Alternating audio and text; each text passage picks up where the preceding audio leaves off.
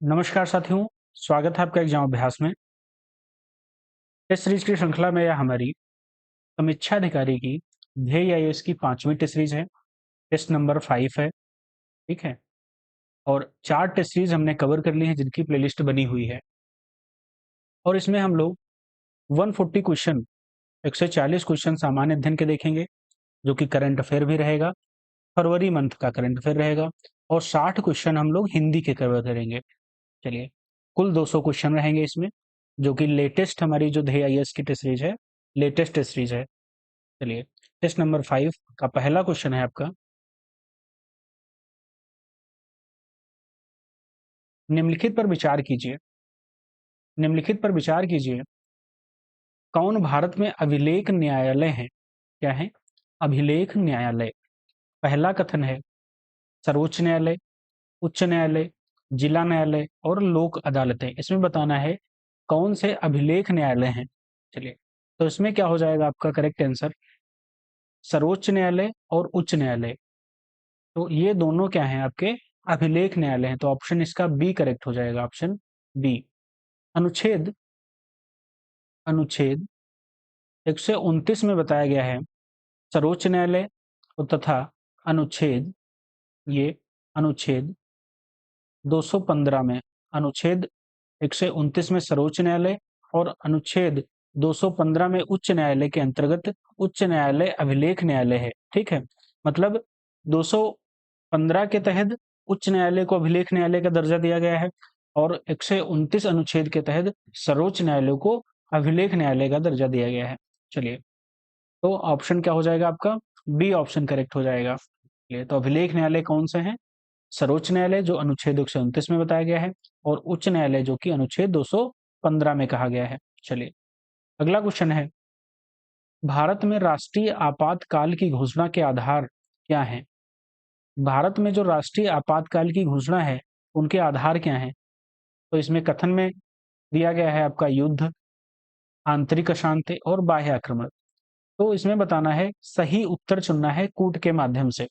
इसमें जो सही उत्तर आपका हो जाएगा युद्ध। जब युद्ध होता है तो राष्ट्रीय आपातकाल की घोषणा होती है और जब बाह्य आक्रमण होता है तब राष्ट्रीय आपातकाल की घोषणा की जाती है। इस अनुच्छेद में कहा गया है, तो अनुच्छेद 352 में, अनुच्छेद 352 के तहत युद्ध और बाह्य आक्रमण और क्या है, सशस्त्र विद्रोह के कारण संपूर्ण भारत या इसके किसी हिस्से की सुरक्षा खतरे में हो तो राष्ट्रपति राष्ट्रीय आपातकाल की घोषणा कर सकता है। चलिए, तो इसमें ऑप्शन में क्या हो जाएगा? ये दूसरा गलत हो जाएगा, तो ऑप्शन में आपका सी करेक्ट हो जाएगा। और हाँ, इसकी पीडीएफ हमारे टेलीग्राम चैनल एग्जाम अभ्यास से डाउनलोड कर सकते हैं, उसकी आपको लिंक डिस्क्रिप्शन में मिल जाएगी। चलिए, चलते हैं तीसरे क्वेश्चन पे। निम्नलिखित में से किसके पास भारत के सर्वोच्च न्यायालय के क्षेत्राधिकार को बढ़ाने की शक्ति है? किसके पास भारत के सर्वोच्च न्यायालय के क्षेत्राधिकार को बढ़ाने की शक्ति है? किसके पास शक्ति है? तो संसद के पास शक्ति है। ठीक है, पार्लियामेंट के पास शक्ति है जो कि सर्वोच्च न्यायालय के क्षेत्राधिकार को बढ़ा सकता है। अगला क्वेश्चन, इसका अनुच्छेद जो है, हाँ, इसके अनुच्छेद बता देते हैं। इसका अनुच्छेद 138 में कहा गया है, 138 में संसद को कानून बनाकर सर्वोच्च न्यायालय के क्षेत्राधिकार को बढ़ाने का अधिकार प्राप्त है, 138 में अनुच्छेद। चलिए, 4 नंबर क्वेश्चन है, यदि राज्यसभा द्वारा धन विधेयक में पर्याप्त संशोधन किया जाता है तो क्या होगा? मतलब राज्यसभा द्वारा धन विधेयक में पर्याप्त संशोधन किया जाता है तो क्या होगा? पहला ऑप्शन है, लोकसभा राज्यसभा की सिफारिशों को स्वीकार करते हुए या अस्वीकार करते हुए विधेयक पारित कर सकती है। बिल्कुल करेक्ट है, बिल्कुल ऑप्शन ए बिल्कुल करेक्ट है।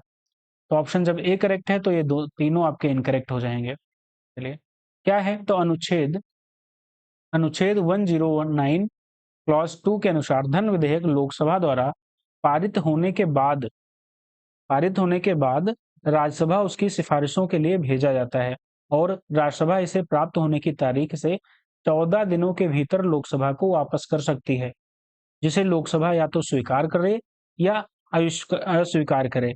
राज्यसभा की सभी या किसी भी सिफारिशों को अस्वीकार कर सकती है। लोकसभा जो है वो चाहे तो जो भी सिफारिशें हैं राज्यसभा की उसको अस्वीकार कर सकती है और विधेयक को पारित कर सकती है। ये लोकसभा के पास अधिकार है। चलिए अगला क्वेश्चन नंबर 5 है, निम्नलिखित में से कौन स्थापित करता है कि संघ का यह कर्तव्य है कि वह राज्यों को बाहरी आक्रमण और आंतरिक गड़बड़ी से बचाए। बाहरी आक्रमण और आंतरिक गड़बड़ी से बचाए। हाँ, तो इसमें क्या है कि संघ यह कर्तव्य है कि वह राज्यों को बाहरी आक्रमण और आंतरिक गड़बड़ी से बचाए। ठीक है, ये स्थापित करता है। तो किसमें है? तो ऑप्शन में कहा गया है कि संसदीय परंपरा नहीं, संवैधानिक प्रावधान है। ये क्या है? संवैधानिक प्रावधान। इसमें है तो अनुच्छेद 355 में है। एक मिनट, अनुच्छेद 355 में है कि यह स्पष्ट करता है कि सरकार का यह दायित्व है कि वह प्रत्येक राज्य को बाहरी आक्रमण और आंतरिक अशांति से सुरक्षित रखे। ये 355 में है। ठीक है, अनुच्छेद 355 में है। चलिए अगला क्वेश्चन है, भारत के इस संविधान की किस अनुसूची के तहत खनन के लिए आदिवासी भूमि को निजी पार्टियों को हस्तांतरित करना शून्य और अमान्य घोषित किया जा सकता है? तो कौन सी अनुसूची में है? तो अनुसूची है 5वीं। ठीक है, 5वीं अनुसूची में है। संविधान की 5वीं अनुसूची असम, मेघालय, त्रिपुरा और मिजोरम राज्यों के अलावा किसी भी राज्य में रहने वाले अनुसूचित क्षेत्रों के जो प्रशासन और नियंत्रण के साथ साथ अनुसूचित जनजातियों के संबंधित इस अनुसूची में प्रावधान है कि आदिवासी भूमि को गैर आदिवासियों को हस्तांतरित नहीं किया जा सकता। ये 5वीं अनुसूची में है। चलिए अगला क्वेश्चन है आपका, निम्नलिखित में से किस व्यक्ति के शपथ या प्रतिज्ञान का उल्लेख भारतीय संविधान की तीसरी अनुसूची में नहीं है? तो किसका नहीं है? तो ये राष्ट्रपति का है। तो ऑप्शन ए करेक्ट हो जाएगा। राष्ट्रपति की शपथ का जो प्रावधान है वो तीसरी अनुसूची में नहीं है। तो ये किसमें है? तो ये अनुच्छेद में है, अनुच्छेद 60 में है। ठीक है, राष्ट्रपति के शपथ का जो प्रावधान है वो अनुच्छेद 60 में है। बाकी सभी जितने पदाधिकारी हैं वो तीसरी अनुसूची, जैसे मंत्री, सांसद, न्यायाधीश, ये सबके शपथ का जो प्रावधान है वो आपकी तीसरी अनुसूची में है। चलिए अगला क्वेश्चन है, राज्य के अधीन कोई लाभ या पद धारण करने वाला व्यक्ति किसी विदेशी राज्य से कोई उपहार या भुगतान किसकी सहमति से स्वीकार कर सकता है? तो किसकी सहमति होनी चाहिए स्वीकार करने के लिए? तो राष्ट्रपति की सहमति होनी चाहिए, स्वीकृत लेनी होगी। ये अनुच्छेद आपका 18 क्लॉज 4 में बताया गया है। अनुच्छेद, ठीक, अनुच्छेद 18 4 क्लॉज में कहा गया है। चलिए अगला क्वेश्चन है, निम्नलिखित में से कौन सा अनुच्छेद राज्य को बीमारी और विकलांगता के मामले में शिक्षा के अधिकार को सुरक्षित करने के लिए प्रभावी प्रावधान करने का निर्देश देता है? कौन सा अनुच्छेद है इसमें? तो अनुच्छेद आपका 41 अनुच्छेद हो जाएगा, 41 अनुच्छेद। 38 में क्या कहा है? 38 में कहा है कि राज्य लोक कल्याण की अभिवृद्धि के लिए व्यवस्था बनाएगा। ये 38 में है। 45 में कहा है कि राज्य के सभी बालकों को 14 वर्ष की आयु पूरी करने तक निःशुल्क और अनिवार्य शिक्षा देना होगा। ठीक, ये अनुच्छेद 45 में है। तो 46 में क्या है? 46 में है कि राज्य अनुसूचित जाति या जनजाति और समाज के कमजोर वर्गों के शैक्षणिक एवं आर्थिक हितों को प्रोत्साहन और सामाजिक अन्याय एवं शोषण से सुरक्षा करेगा। ये आपका अनुच्छेद 46 में है। 41 में आपका हो जाएगा विकलांगता या बीमारी के मामलों में शिक्षा के अधिकार को सुरक्षित करने के लिए कानून बनाया है, प्रावधान है, जो कि अनुच्छेद 41 में है। चलिए अगला क्वेश्चन है, क्वेश्चन नंबर 10 है, भारत के संविधान का कौन सा अनुच्छेद सामाजिक, राजनीतिक और आर्थिक सभी रूपों में न्याय को समाहित करता है? कौन सा अनुच्छेद है? तो अनुच्छेद 38 है, अनुच्छेद ए होगा इसमें। ये जो कहता है अनुच्छेद 38, वो सामाजिक, आर्थिक और राजनीतिक न्याय सुरक्षित करने, आय, स्थिति, सुविधाओं तथा अवसरों में असमानताओं को कम करके सामाजिक व्यवस्था को सुरक्षित एवं संरक्षित कर लोगों के कल्याण को बढ़ावा देने का प्रयास करेगा। अनुच्छेद 38 में कहा गया है। चलिए अगला क्वेश्चन है, भारत का चुनाव आयोग निम्नलिखित में से किसके चुनाव के लिए उत्तरदायी नहीं है? कौन सा चुनाव जो है वो भारत का निर्वाचन आयोग नहीं कराता है? तो आपका हो जाएगा विधानसभा तो कराता है, लोकसभा भी कराता है और राष्ट्रपति का भी कराता है। तो जो शहरी स्थानीय निकाय हैं, उनका जो चुनाव है वो भारत का निर्वाचन आयोग नहीं कराता है। ठीक है, भारत का निर्वाचन आयोग नहीं कराता है। कौन सा कराता है? तो राज्य का निर्वाचन आयोग कराता है। राज्य निर्वाचन आयोग कराता है शहरी स्थानीय निकाय के। अच्छा, भारत निर्वाचन आयोग का अनुच्छेद क्या होगा? तो इसका जो अनुच्छेद आपका है 324 है। 324 में भारत निर्वाचन आयोग है। ठीक है, और राज्य का जो निर्वाचन आयोग है अनुच्छेद 243 में है। राज्य निर्वाचन आयोग, राज्य आपका किसमें हो जाएगा? 243 के में। ठीक, चलिए अगला क्वेश्चन है, निम्नलिखित में से कौन नई लोकसभा और राज्य विधानसभा के गठन के लिए चुनाव को अधिसूचित करता है? कौन करता है? तो ऑप्शन 4 दिए गए हैं, आपको बताना है इसमें। तो हो जाएगा राष्ट्रपति और राज्यपाल दोनों करते हैं क्रमशः। मतलब लोकसभा के लिए राष्ट्रपति करते हैं और जो विधानसभा के लिए होता है वो राज्यपाल करते हैं। चलिए अगला क्वेश्चन, धर्म की स्वतंत्रता के अधिकार। क्वेश्चन नंबर 13 है, धर्म के स्वतंत्रता के अधिकार के तहत सूचीबद्ध अधिकारों को किन आधारों पर प्रतिबंधित किया जा सकता है? किन आधारों पर प्रतिबंधित किया जा सकता है? तो आपका हो जाएगा लोक व्यवस्था, स्वास्थ्य और नैतिकता, तीनों के लिए प्रतिबंधित किया जा सकता है। तो ऑप्शन इसका डी करेक्ट हो जाएगा, ऑप्शन डी। इस अनुच्छेद में कहा गया है, तो अनुच्छेद आपका धर्म की जो स्वतंत्रता है, अनुच्छेद आपका 25 में कहा गया है, अनुच्छेद 25 धार्मिक स्वतंत्रता। चलिए अगला क्वेश्चन है, भारत में पंचायत चुनाव लड़ने का जो अधिकार है, एक है कौन सा अधिकार है? संवैधानिक, वैधानिक, कानूनी या मौलिक? तो संवैधानिक अधिकार है। भारत में जो पंचायत चुनाव लड़ने का अधिकार है आपका, वो संवैधानिक संवैधानिक अधिकार है आपका। चलिए अगला क्वेश्चन है आपका 15 नंबर, राज्य मंत्री परिषद की मंत्रिमंडलीय समितियों की नियुक्ति निम्नलिखित में से किसके द्वारा की जाती है? किसके द्वारा की जाती है? तो आपका हो जाएगा करेक्ट, मुख्यमंत्री द्वारा। ठीक है, ऑप्शन ए करेक्ट हो जाएगा इसमें, मुख्यमंत्री द्वारा। चलिए अगला क्वेश्चन है 16 नंबर क्वेश्चन है, निम्नलिखित अर्हताओं पर विचार कीजिए। पहला है, वह भारत का नागरिक होना चाहिए, वह विधानसभा का सदस्य बनने के योग्य होना चाहिए, वह उस राज्य के बाहर का व्यक्ति होना चाहिए जहां उसे नियुक्त किया जाना है। ये ऑप्शन है आपके। कह क्या रहा है क्वेश्चन? राज्य के राज्यपाल की नियुक्तियों के लिए संविधान द्वारा उपयुक्त में से कितनी अर्हताओं का प्रावधान है? तो तीन अर्हताएं दिए हैं, तो राज्यपाल राज्यपाल की नियुक्ति के लिए कौन कौन सी इसमें अर्हताएं होंगी?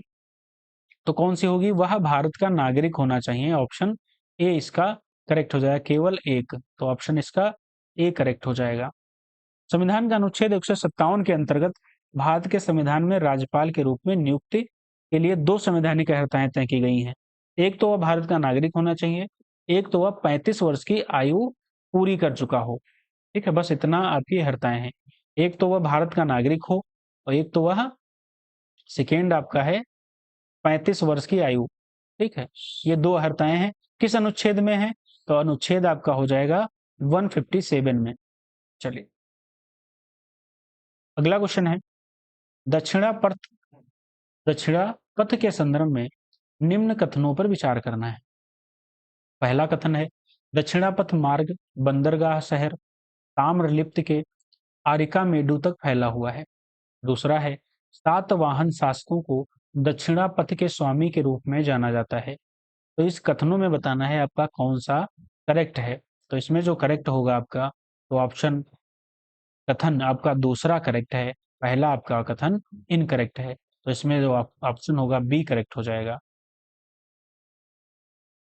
अगला क्वेश्चन है, पांड्य साम्राज्य का उल्लेख मेगस्थनीज ने किया था, जिन्होंने कहा था कि उस साम्राज्य जो उनका साम्राज्य है मोतियों के लिए प्रसिद्ध था। तो उनकी राजधानी थी, इसमें राजधानी कौन सी थी आपकी? तो राजधानी थी मदुरई। ऑप्शन सी इसका करेक्ट हो जाएगा, राजधानी थी मदुरई। चलो अगला क्वेश्चन है 29 नंबर क्वेश्चन, निम्नलिखित में से गुप्तकालीन सिक्कों से संबंधित कौन सा कथन सही नहीं है? इसमें 4 कथन दिए गए हैं, इसमें बताना है गुप्तकालीन सिक्कों से संबंधित कौन सा कथन आपका करेक्ट नहीं है। गुप्त राजाओं ने बड़ी संख्या में सोने के सिक्कों जारी किए जो दीनार कहलाए थे, ये तो करेक्ट है, सही है आपका। चंद्रगुप्त द्वितीय, कुमारगुप्त प्रथम, स्कंदगुप्त तथा बुद्धगुप्त ने चांदी के सिक्के जारी किए थे, भी आपका करेक्ट है। सिक्कों के अग्रभाग पर राजाओं की आकृति उकेरी गई तथा पृष्ठभाग पर देव प्रतिमाओं की उकेरी गई, ये भी आपका करेक्ट है।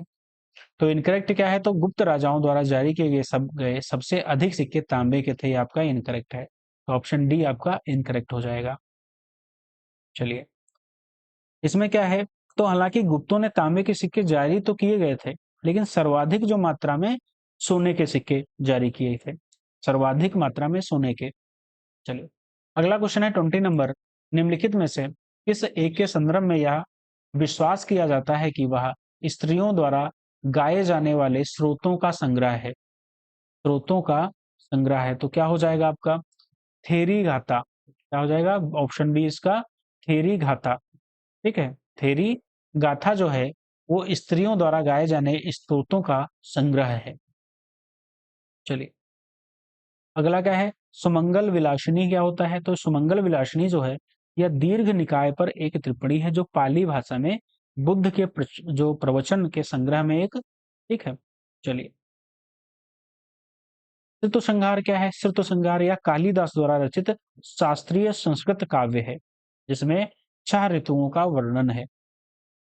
अगला क्वेश्चन है, इनमें से कौन राजा कृष्णदेवराय की जो है कृष्णदेवराय का दरबारी कवि नहीं था? राजा कृष्णदेवराय का दरबारी कवि इसमें कौन सा नहीं था? तो सिद्धेश्वर नहीं थे। कौन से? सिद्धेश्वर नहीं थे। बाकी तिमन, मल्लाना और धूर्जटी, ये तीनों आपके कृष्णदेवराय के दरबारी कवि थे। चलिए, अगला क्वेश्चन है 22 नंबर क्वेश्चन है, सम्राट अशोक से संबंध में निम्नलिखित कथनों पर विचार करना है, सत्य कथन की पहचान करें। पहला कथन है, जैन अनुश्रुति के अनुसार अशोक ने अपने 99 भाइयों की हत्या करके सिंहासन प्राप्त किया था। दूसरा कथन है, सिंहली अनुश्रुति के अनुसार अशोक ने बिंदुसार की इच्छा के विरुद्ध मगध शासन पर अधिकार कर लिया। तो बताना है कौन सा आपका सत्य है, कौन सा आपका असत्य है।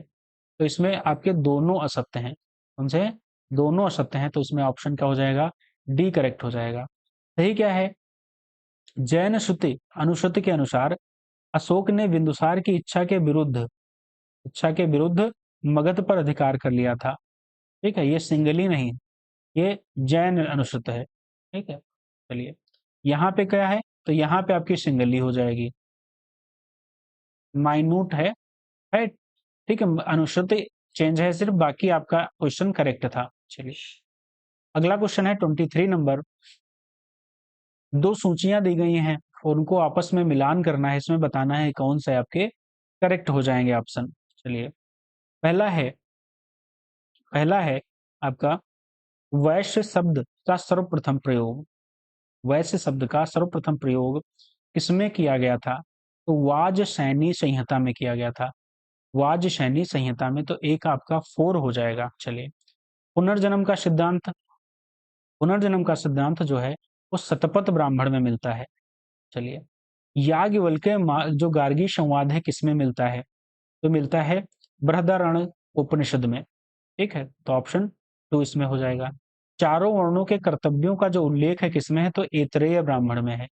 ऐतरेय ब्राह्मण में। चलिए, तो इसमें जो करेक्ट ऑप्शन होगा आपका ए करेक्ट हो जाएगा। चलिए, बी का आपका 3 हो जाएगा, सी का आपका 2 हो जाएगा, ये आपका करेक्ट है। मतलब 4 वर्णों के, इंपॉर्टेंट है, 4 वर्णों के जो कर्तव्यों का जो उल्लेख है वो ऐतरेय ब्राह्मण में मिलता है। अगला क्वेश्चन, गौतमी पुत्र सतकर्णी, गौतमी पुत्र जो सतकर्णी के सैनिक सफलताओं के लिए जो उल्लेख से संबंधित हैं, निम्नलिखित में से कौन सा अभिलेख है? कौन सा अभिलेख है? तो आपका हो जाएगा नासिक अभिलेख। नासिक अभिलेख में गौतमी पुत्र सतकर्णी के सैनिक सफलताओं के उल्लेख से संबंधित हैं। अगला क्वेश्चन है, एक अभिकथन दिया है, एक कारण दिया है। अभिकथन में कहा है कि बौद्ध धर्म की तरह जैन धर्म में वर्ण व्यवस्था की निंदा नहीं की गई। जैन धर्म जैन धर्म में, ठीक है, बिल्कुल आपका करेक्ट है। जैन धर्म में वर्ण व्यवस्था की निंदा नहीं की गई, करेक्ट है। महावीर के अनुसार पूर्व जन्म में अर्जित पुण्य एवं पाप के अनुसार ही किसी का जन्म या उच्च या निम्न कुल में होता है, ये भी आपका करेक्ट है। इसीलिए वर्ण व्यवस्था मानी भी जाती थी। चलिए, तो इसमें व्याख्या भी कर रहा है, तो ऑप्शन इसका ए करेक्ट हो जाएगा। चलिए, अगला क्वेश्चन है 26 नंबर। बलबन में, ठीक है, किसने? बलबन ने रक्त एवं लौह की नीति अपनाई। इसका मुख्य कारण क्या था? इसका मुख्य कारण क्या था? तो आपका हो जाएगा सुल्तान की प्रतिष्ठा स्थापित करना। ऑप्शन बी इसका करेक्ट हो जाएगा, सुल्तान की प्रतिष्ठा स्थापित करना। चलिए, अगला क्वेश्चन है ऋग्वेद के 10वें मंडल में निम्नलिखित में से कौन सा स्रोत विवाह समारोहों पर प्रकाश डालता है? कौन सा स्रोत है ऐसा विवाह? तो आपका हो जाएगा पुरुष सूक्त, पुरुष सूक्त। अगला क्वेश्चन है, एक तरफ व्यक्ति दिए गए हैं, एक तरफ कृत दी गई है, तो युग्म को आपको सुमेलित करना है, बताना है कितने युग्म सही हैं। उदंड व्यक्ति की कृति क्या है? उदंड की आपकी कृति जो हो जाएगी मल्लिका कामारुत है। सायण की क्या है? तो सुधा निधि है। और यादव प्रकाश की वैजंती है। और भवभूत की जो है मालती माधव है। तो इसमें जो सही सुमेलित है आपके चारों सही सुमेलित हैं। चलिए, अगला क्वेश्चन है निम्नलिखित में से कौन सी अस्थाई बंदोबस्त की विशेषता नहीं है? अस्थाई बंदोबस्त की विशेषता इसमें कौन सी नहीं हो जाएगी आपकी? तो अस्थाई बंदोबस्त में भू स्वामित्व का अधिकार जमींदार में निहित किया। आपका ये तो करेक्ट है। अस्थाई बंदोबस्त ने कृषकों के प्रथागत दखल अधिकार को ध्यान में बनाए रखा। ये इनकरेक्ट है, तो यही आपकी विशेषता नहीं होगी। तो ऑप्शन इसका बी हो जाएगा। बाकी और भी देख लेते हैं। अस्थाई बंदोबस्त के अधीन उच्च माल गुजारी जो निर्धारण है का भार कृषकों पर डाल दिया गया। अस्थाई बंदोबस्त के अधीन भूमि के वास्तविक कृषकों की जो दशा में गिरावट आई, ये भी आपका करेक्ट है। तो इसमें ऑप्शन क्या था? इनकरेक्ट जो था आपका वो ऑप्शन बी इनकरेक्ट था। चलिए, अगला क्वेश्चन है निम्नलिखित घटनाओं पर विचार करना है। रामकृष्ण मिशन की स्थापना, आर्य समाज की स्थापना, ब्रह्म समाज की स्थापना और परमहंस मंडली की स्थापना कब होती है? चलिए, तो ब्रह्म समाज की स्थापना कब होती है सबको पता है। किसने की थी? राजा राम मोहन राय ने की थी। कब की थी? तो 1828 में की थी। तो ब्रह्म समाज की स्थापना जो होती है 1828 में राजा राम मोहन के द्वारा की गई थी।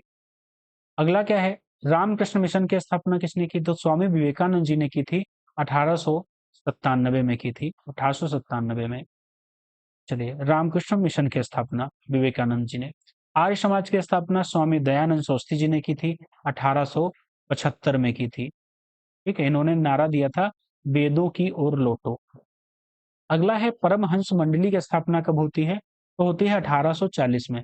1840 में होती है। किसने करी? तो दुर्गा राम मेहता जी और दादोबा पांडुरंग ने की।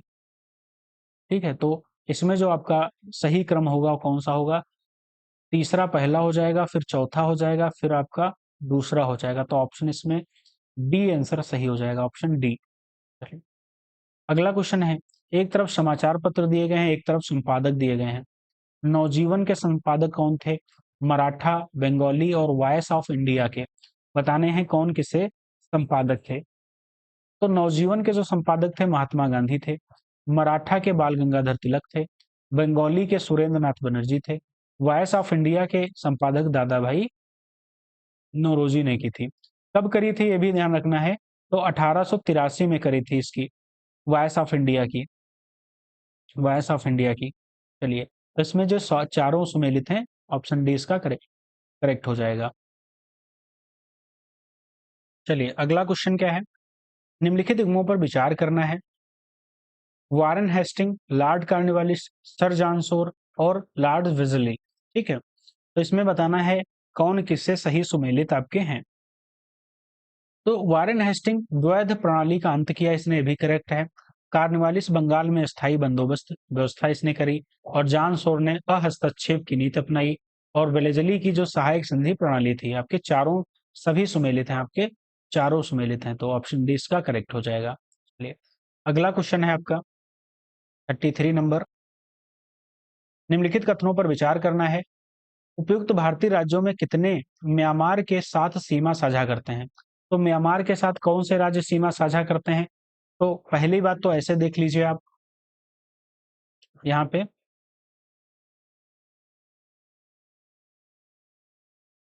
ये यहाँ पे आपका हो जाएगा अरुणाचल प्रदेश। ठीक है, अरुणाचल प्रदेश सीमा साझा करता है। फिर आपका हो जाएगा नागालैंड। ठीक है, नागालैंड साझा करता है। फिर आपका हो जाएगा मणिपुर। ठीक है, फिर आपका हो जाएगा मिजोरम।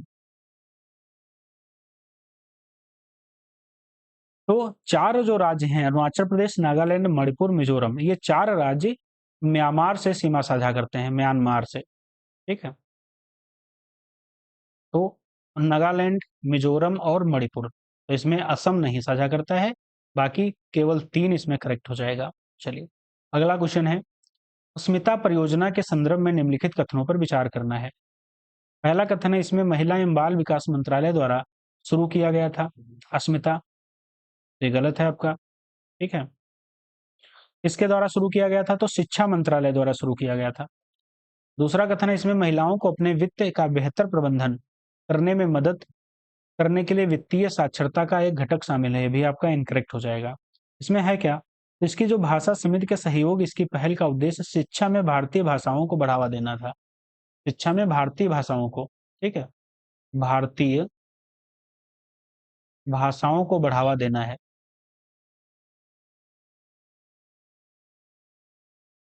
चलिए, तो इसमें दोनों इनकरेक्ट है।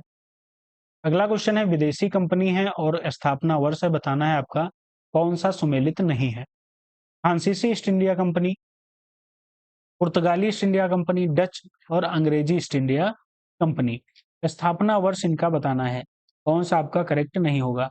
तो ठीक है, फ्रांसीसी ईस्ट इंडिया कंपनी की स्थापना होती है 1664 में। पुर्तगाली ईस्ट इंडिया कंपनी की स्थापना होती है 1498 में। और अंग्रेजी ईस्ट इंडिया कंपनी की स्थापना होती है 1599। लेकिन डच की जो होती है वो 1602 में होती है, 1602 में। तो इसमें आपका सी हो जाएगा इनकरेक्ट। मराठों द्वारा, अगला क्वेश्चन है, मराठों द्वारा की गई निम्नलिखित प्रतिनिधि जो सॉरी निम्नलिखित प्रमुख संधियों का सही कालक्रम के अनुसार व्यवस्थित करना है। सूरत की संधि होती है 1775 में। बेसिन की संधि कब होती है, तो होती है 1802 में। संगोला की संधि कब होती है, तो होती है 1750 में। और सुरजी अर्जन गांव की संधि होती है आपकी 1803 में। तो इसमें करेक्ट होगा आपका पहले 1750 आ जाएगा, तो सी, और फिर 1, मतलब 3 और 1 ऑप्शन बी में है। ठीक है, तो आपका ऑप्शन बी करेक्ट हो जाएगा। चलिए अगला क्वेश्चन 37 नंबर क्वेश्चन में है, निम्नलिखित में से किस आयोग ने अकाल कोष स्थापित करने का प्रयास किया तथा वर्ष 1883 ईस्वी में अकाल संहिता निश्चित की? तो करेक्ट ऑप्शन हो जाएगा आपका स्ट्रेची आयोग, स्ट्रेची आयोग। ठीक है, चलिए अगला क्वेश्चन। एक तरफ अभिकथन है एक और एक कारण है, बताना है कौन सा करेक्ट है या इनकरेक्ट है। चलिए, तो भारत छोड़ो आंदोलन 1942 को अगस्त क्रांति के नाम से भी जाना जाता है, बिल्कुल करेक्ट है। इस आंदोलन की शुरुआत 9 अगस्त 1942 को हुई, इसीलिए अगस्त क्रांति के नाम से जाना जाता है। तो व्याख्या भी कर रहा है आपका, दोनों करेक्ट भी हैं। चलिए, राजा राममोहन राय द्वारा निम्नलिखित में से किस पत्र पत्रिका के माध्यम से सती प्रथा की घोर विरोध किया गया? जो सती प्रथा था उसका घोर विरोध किया गया, किस पत्रिका के तहत? तो आपका हो जाएगा संवाद कौमुदी। चलिए, ये साप्ताहिक पत्रिका थी, इसके द्वारा सती प्रथा का विरोध किया गया। चलिए अगला क्वेश्चन है, हाइड्रोपोनिक्स के संबंध में निम्नलिखित कथनों पर विचार करना है। पहला कथन है, यह मृदा आधारित पोषक तत्व से भरपूर कृषि क्षेत्रों में पौधे उगाने की एक विधि है। दूसरा है, यह शहरी और उपनगरीय क्षेत्रों के लिए उपयुक्त है जहां कृषि योग्य भूमि भी प्रदूषित है। तो इसमें बताना है कौन सा आपका करेक्ट कथन हो जाएगा। तो आपका दूसरा तो करेक्ट है, लेकिन पहला आपका इनकरेक्ट हो जाएगा। तो केवल 2 करेक्ट है, ऑप्शन बी इसका करेक्ट हो जाएगा। चलिए अगला क्वेश्चन है 41। इंग्लिश को, जिसको इंग्लिश में देखना हो तो हम जो पीडीएफ अपलोड कर देंगे टेलीग्राम चैनल पे, उससे आप लोग इंग्लिश की भी एक्सप्लेनेशन देख सकते हैं। ठीक है, चलिए 41 क्वेश्चन में है, कथन में है पृथ्वी की सतह इंफ्रारेड किरणों से के रूप में दीर्घ तरंग विकिरण उत्सर्जित करती है। कथन दूसरे में है, दीर्घ तरंग विकिरण पृथ्वी के ताप बजट में आने वाले और बाहर जाने वाले विकिरण के बीच संतुलन बनाए रखने में मदद करता है। तो इसमें बताना है कौन सा आपका कथन करेक्ट है या व्याख्या करता है, तो बताना है। तो आपका पहला करेक्ट हो जाएगा इसमें, कथन दोनों सही हैं और कथन दूसरे वो कथन पहले की व्याख्या भी करता है। चलिए अगला क्वेश्चन है, भूकंप के संदर्भ में हाइपोसेंटर का तात्पर्य क्या है। हाइपोसेंटर, हाइपोसेंटर क्या है, तो ये है, यह बिंदु है जहां भूकंप के दौरान ऊर्जा निकलती है, उसे हाइपोसेंटर कहते हैं। चलिए अगला क्वेश्चन है, निम्नलिखित पर्वतों और उनके प्रकारों पर विचार कीजिए। Himalaya, mount Kilimanjaro, table mountain और अल्पेशियन। ठीक है, अल्पेशियन पर्वत। ठीक है, प्लेशियन पर्वत। तो इसमें जो करेक्ट क्या हो, क्या पूछा गया है, युग्म कौन सा गलत तरीके से मेल खाता है। तो गलत तरीके से इसमें ऑप्शन डी, कोई मेल नहीं खाते हैं गलत तरीके से। यानी कि हिमालय जो है फोल्ड पर्वत है, माउंट किलिमंजारो जो है ज्वालामुखी पर्वत है, टेबल माउंटेन आपका ब्लॉक माउंटेन है, और अपलेशियन जो है वो पुराने वलित पर्वत है। चलिए अगला क्वेश्चन 44 नंबर है, निम्नलिखित हिमालयन श्रेणियों पर विचार करना है। जास्कर, धौलाधार, लद्दाख, काराकोरम। कहना क्या चाहता है क्वेश्चन की श्रेणियां जो हैं वो दक्षिण से उत्तर की ओर सही क्रम बताना है। तो ये देख लीजिए कि सबसे उत्तर में क्या है, तो सबसे उत्तर में जो है वो काराकोरम है, सबसे उत्तर में। तो सबसे उत्तर में काराकोरम, तो सबसे लास्ट में आपका 4 नंबर होगा। तो एक ही ऑप्शन आपका मिल रहा है 4 नंबर। ठीक है, सबसे उत्तर में आपका काराकोरम। फिर आपका आता है लद्दाख, लद्दाख आता है। ठीक है, फिर आता है धौलाधार। ऐसे चल रहे हैं हम, ठीक, उत्तर से दक्षिण।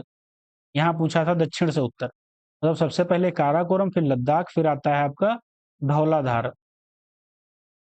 ठीक, फिर आती है आपकी जास्कर।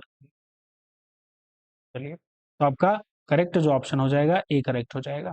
चलिए अगला क्वेश्चन है, निम्नलिखित में से कौन सा राष्ट्रीय उद्यान पूरी तरह से शीतोष्ण अल्पाइन क्षेत्र में स्थित है। शीतोष्ण अल्पाइन क्षेत्र में स्थित है आपका फूलों की घाटी राष्ट्रीय उद्यान। फूलों की घाटी राष्ट्रीय उद्यान जो है वो आपका पूरी तरह से शीतोष्ण अल्पाइन क्षेत्र में स्थित है। चलिए अगला क्वेश्चन है, निम्नलिखित पर विचार कीजिए। सार्वजनिक क्षेत्र के बैंक, विद्युत बोर्ड, जिला योजना बोर्ड। कह क्या रहा है कि मौलिक अधिकारों से संबंधित विभिन्न प्रावधानों में प्रयुक्त राज्य की परिभाषा में उपयुक्त में से किसे शामिल किया जा सकता है। किसे शामिल किया जा सकता है, तो आपका हो जाएगा सार्वजनिक क्षेत्र के बैंक भी, विद्युत बोर्ड भी और जिला योजना बोर्ड भी। तो ऑप्शन डी इसका करेक्ट हो जाएगा। चलिए अगला क्वेश्चन है कि भारत को राज्यों का संघ क्यों कहा जाता है, ना कि फेडरेशन ऑफ स्टेट। तो इसमें दो कथन दिए हैं। पहले कथन में कहा है कि भारतीय राज्यों, भारतीय संघ, भारतीय संघ राज्यों के बीच समझौते का परिणाम है। और दूसरा है, राज्यों को संघ के से अलग होने का कोई अधिकार नहीं है। तो इसमें जो सही कथन आपका हो जाएगा, केवल दो कथन सही हो जाएगा, पहला आपका कथन इनकरेक्ट है। ठीक है, चलिए अगला क्वेश्चन है 48 नंबर क्वेश्चन देखेंगे कि सदनों के समक्ष लाए जाने वाले सरकारी और अन्य कार्यों के लिए समय के आवंटन की सिफारिश करने के लिए निम्नलिखित में से किस समिति से संपर्क किया जाना चाहिए। किस समिति से संपर्क किया जाना चाहिए, तो आपका हो जाएगा कार्य मंत्रणा समिति, कार्य मंत्रणा समिति के लिए।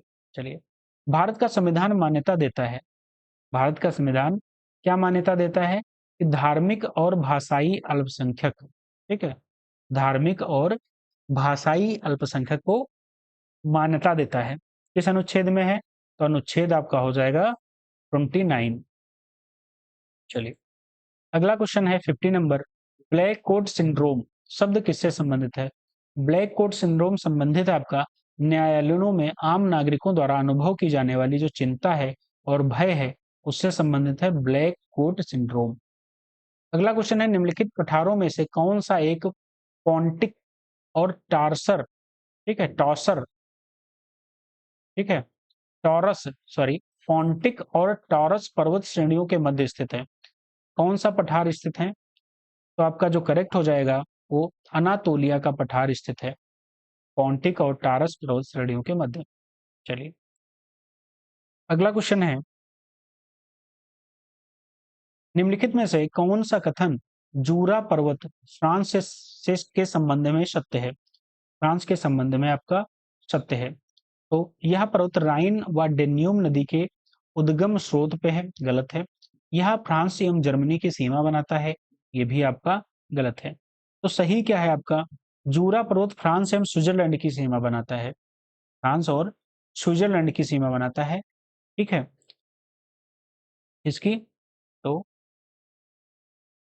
स्विट्जरलैंड की सीमा बनाता है।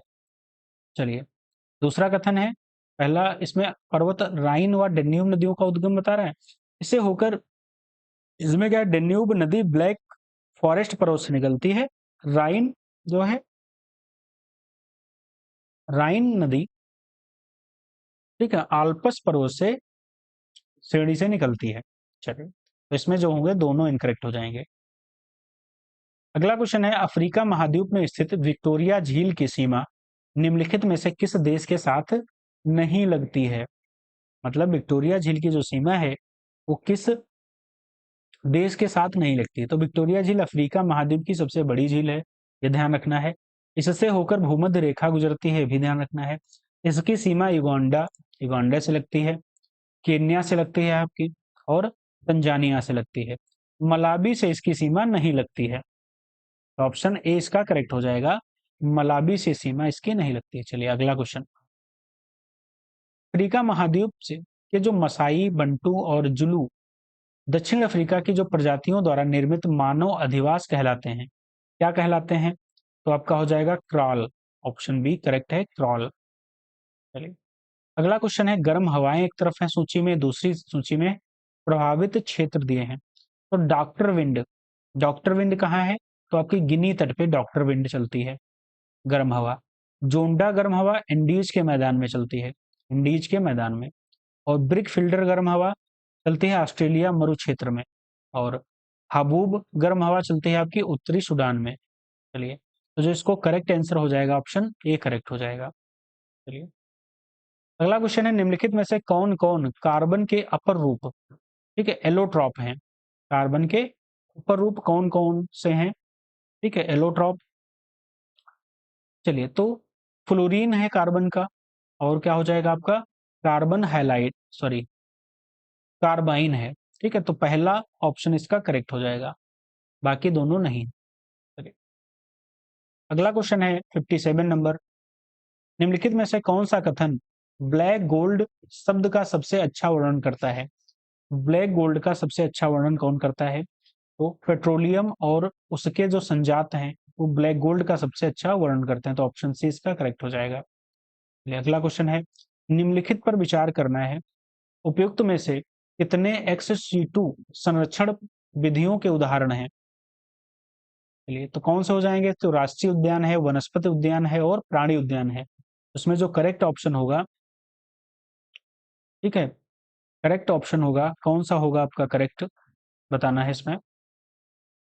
चलिए तो राष्ट्रीय जो उद्यान है, राष्ट्रीय उद्यान है वो इन सीटू का है, इन सीटू, और बाकी दोनों जो हैं वो एक्स सीटू हैं। एक्स सीटू में और भी आता है, वन्यजीव जो सफारी पार्क है एक्स सीटू में आता है, और इन सीटू में बायोस्फीयर रिजर्व आते हैं, अभ्यारण्य आते हैं, और पवित्र उपवन आते हैं, ये वन इन सीटू में आते हैं, किसमें? इन सीटू में, सॉरी इन है, इन सीटू। चलिए अगला क्वेश्चन, इसमें दो सुमेलित हैं। चलिए अगला क्वेश्चन है, निम्नलिखित में से कौन सी वृद्धि की सीमा सिद्धांत की मुख्य धारणा है? तो इसमें जो ऑप्शन करेक्ट होगा वो बताना है। तो जो करेक्ट होगा पर्यावरण पहला कथन क्या है? पर्यावरण अपनी वहन क्षमता से पहले सॉरी क्षमता से परे बढ़ते संसाधन उपयोग का समर्थन नहीं करता। यही आपका करेक्ट हो जाएगा। ऑप्शन ए इसका करेक्ट हो जाएगा। जो लिटिमस टू ग्रोथ का सिद्धांत है, ठीक है, लिटिमस टू ग्रोथ का सिद्धांत है, वो कब दिया गया था? 1972 की एक पुस्तक है। चलिए, अगला है जम्बू घोड़ा वन्यजीव अभयारण्य भारत के किस राज्य में स्थित है? जम्बू घोड़ा वन्यजीव अभयारण्य स्थित है गुजरात राज्य में। निम्नलिखित प्रदूषकों पर विचार करना, SO2, NO2 और NH3। ठीक है, NH3 तो क्या है? कह रहा है कि कितने राष्ट्रीय वायु गुणवत्ता सूचकांक AQI के तहत निगरानी की जाती है? निगरानी की जाती है। तो इसमें 8 प्रदूषक हैं। ऐसे PM10 है, PM2.5 है, NO2 है, NO2 आपकी हो जाएगी, SO2 आपकी हो जाएगी, और CO हो जाएगा, O3 हो जाएगी, और NH3 भी है आपका, ठीक है, और PB हो जाएगी। इतने बिंदु आपके AQI के लिए हैं, ठीक है, AQI के लिए हैं। इसमें जो करेक्ट होगा आपका, सभी 3 करेक्ट हो जाएंगे। चलिए, अगला क्वेश्चन है 62। पेड़ों की जो पत्तियों के में क्लोरोसिस तथा ट्रेनोसिस रोग निम्नलिखित में से किसके कारण होते हैं? किसके कारण होते हैं? तो स्मॉग के कारण होते हैं। चलिए, अगला क्वेश्चन है नाइट्रोजन स्थिरीकरण के में जो सहायक जीवाणु हैं तथा उनके फसलों के युग्मों में से कौन सा आपका सही सुमेलित है? फसल दिए हैं और एक तरफ जीवाणु दिए गए हैं, फसल और जीवाणु दिए गए हैं। चलिए, तो इसमें बताना है सोयाबीन का जीवाणु क्या है? तो राइबोजियम जैकोनिकम है, और जलीय फर्न जो है वो एनाबीना एजोली है, और लुसर्न जो है वो राइबोजियन, ठीक है, मेलितोली है। तो आपका आंसर क्या हो जाएगा? ए करेक्ट हो जाएगा। तीनों सही सुमेलित हैं। चलिए, अगला क्वेश्चन है स्वच्छ विकास युक्ति CDM, ठीक है, UNFCCC के क्योटो प्रोटोकॉल की किस धारा के अंतर्गत वर्णित है? किस धारा के अंतर्गत वर्णित है? तो धारा 12, ऑप्शन बी करेक्ट। चलिए, अगला क्वेश्चन, निम्नलिखित युग्मों में से कौन सा एक सही सुमेलित नहीं है? तो सही सुमेलित कौन सा नहीं है? तो पारिस्थिति जी टेलर आपका इनकरेक्ट है। तो पारिस्थितिकी है वो जी टेलर नहीं है। किसने दिया था? अनसर्ट हैकल ने दिया था। चलिए, बाकी आपके सही सभी सुमेलित हैं। चलिए, अगला क्वेश्चन है विद्युत धारा के चुंबकीय प्रभाव की खोज निम्नलिखित में से किस वैज्ञानिक ने की थी? तो किस वैज्ञानिक ने की थी? तो क्रिश्चियन ऑर्सेड ने की थी। चलिए, अगला क्वेश्चन है 67 नंबर, निम्नलिखित में से कौन सा उत्तर प्रदेश सरकार की पर्यटन विकास से संबंधित योजना है? तो उत्तर प्रदेश की जो पर्यटन विकास से संबंधित योजना है वो पेइंग गेस्ट योजना भी है आपकी, incredible India bed and breakfast योजना ये भी है आपकी, और डिस्कवर योर रूट्स योजना ये भी है आपकी। तीनों है, तो उपरोक्त आपका सभी हो जाएगा, उपरोक्त सभी। चलिए, अगला क्वेश्चन है टैडपोल का वयस्क रूप में विकसित होकर मेढक बनना क्या कहलाता है? तो मेढक बनना कहलाता है आपका कायांतरण। चलिए, अगला क्वेश्चन है स्पेशल सेफगार्ड मैकेनिज्म मुहावरा निम्नलिखित में से किस एक संस्था कार्यों के लिए संदर्भ में चर्चित रहा है? तो किसके लिए रहा है? तो विश्व व्यापार संगठन WTO के लिए, ठीक, WTO के लिए रहा है। चलिए, अगला क्वेश्चन है 70 नंबर, फूमडिस फूमडिस का संबंध निम्नलिखित में से किसके साथ है? तो फूमडिस का जो संबंध है वो है आपका ऑप्शन बी लोकटक झील में पाए जाने वाले तैरते द्वीप से, फूमडिस। चलिए, अगला क्वेश्चन है कुडप्पा क्रम की जो चट्टानें हैं उनसे संबंध में निम्नलिखित में से कौन से कथन का एक सत्य नहीं है? बताना है कौन सा कथन सत्य नहीं है। तो इनकी संरचना में सूक्ष्म जीवाश्मों के प्रमाण मिले हैं आपके, आपका गलत है, इनकरेक्ट है।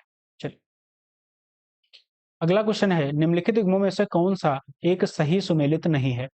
बागवानी फसल और किस्में, बागवानी फसल और किस्में। तो आम बताना है कौन सा सही सुमेलित नहीं है। तो आम के लिए अर्का उदय किस्म है, बिल्कुल करेक्ट है आपका।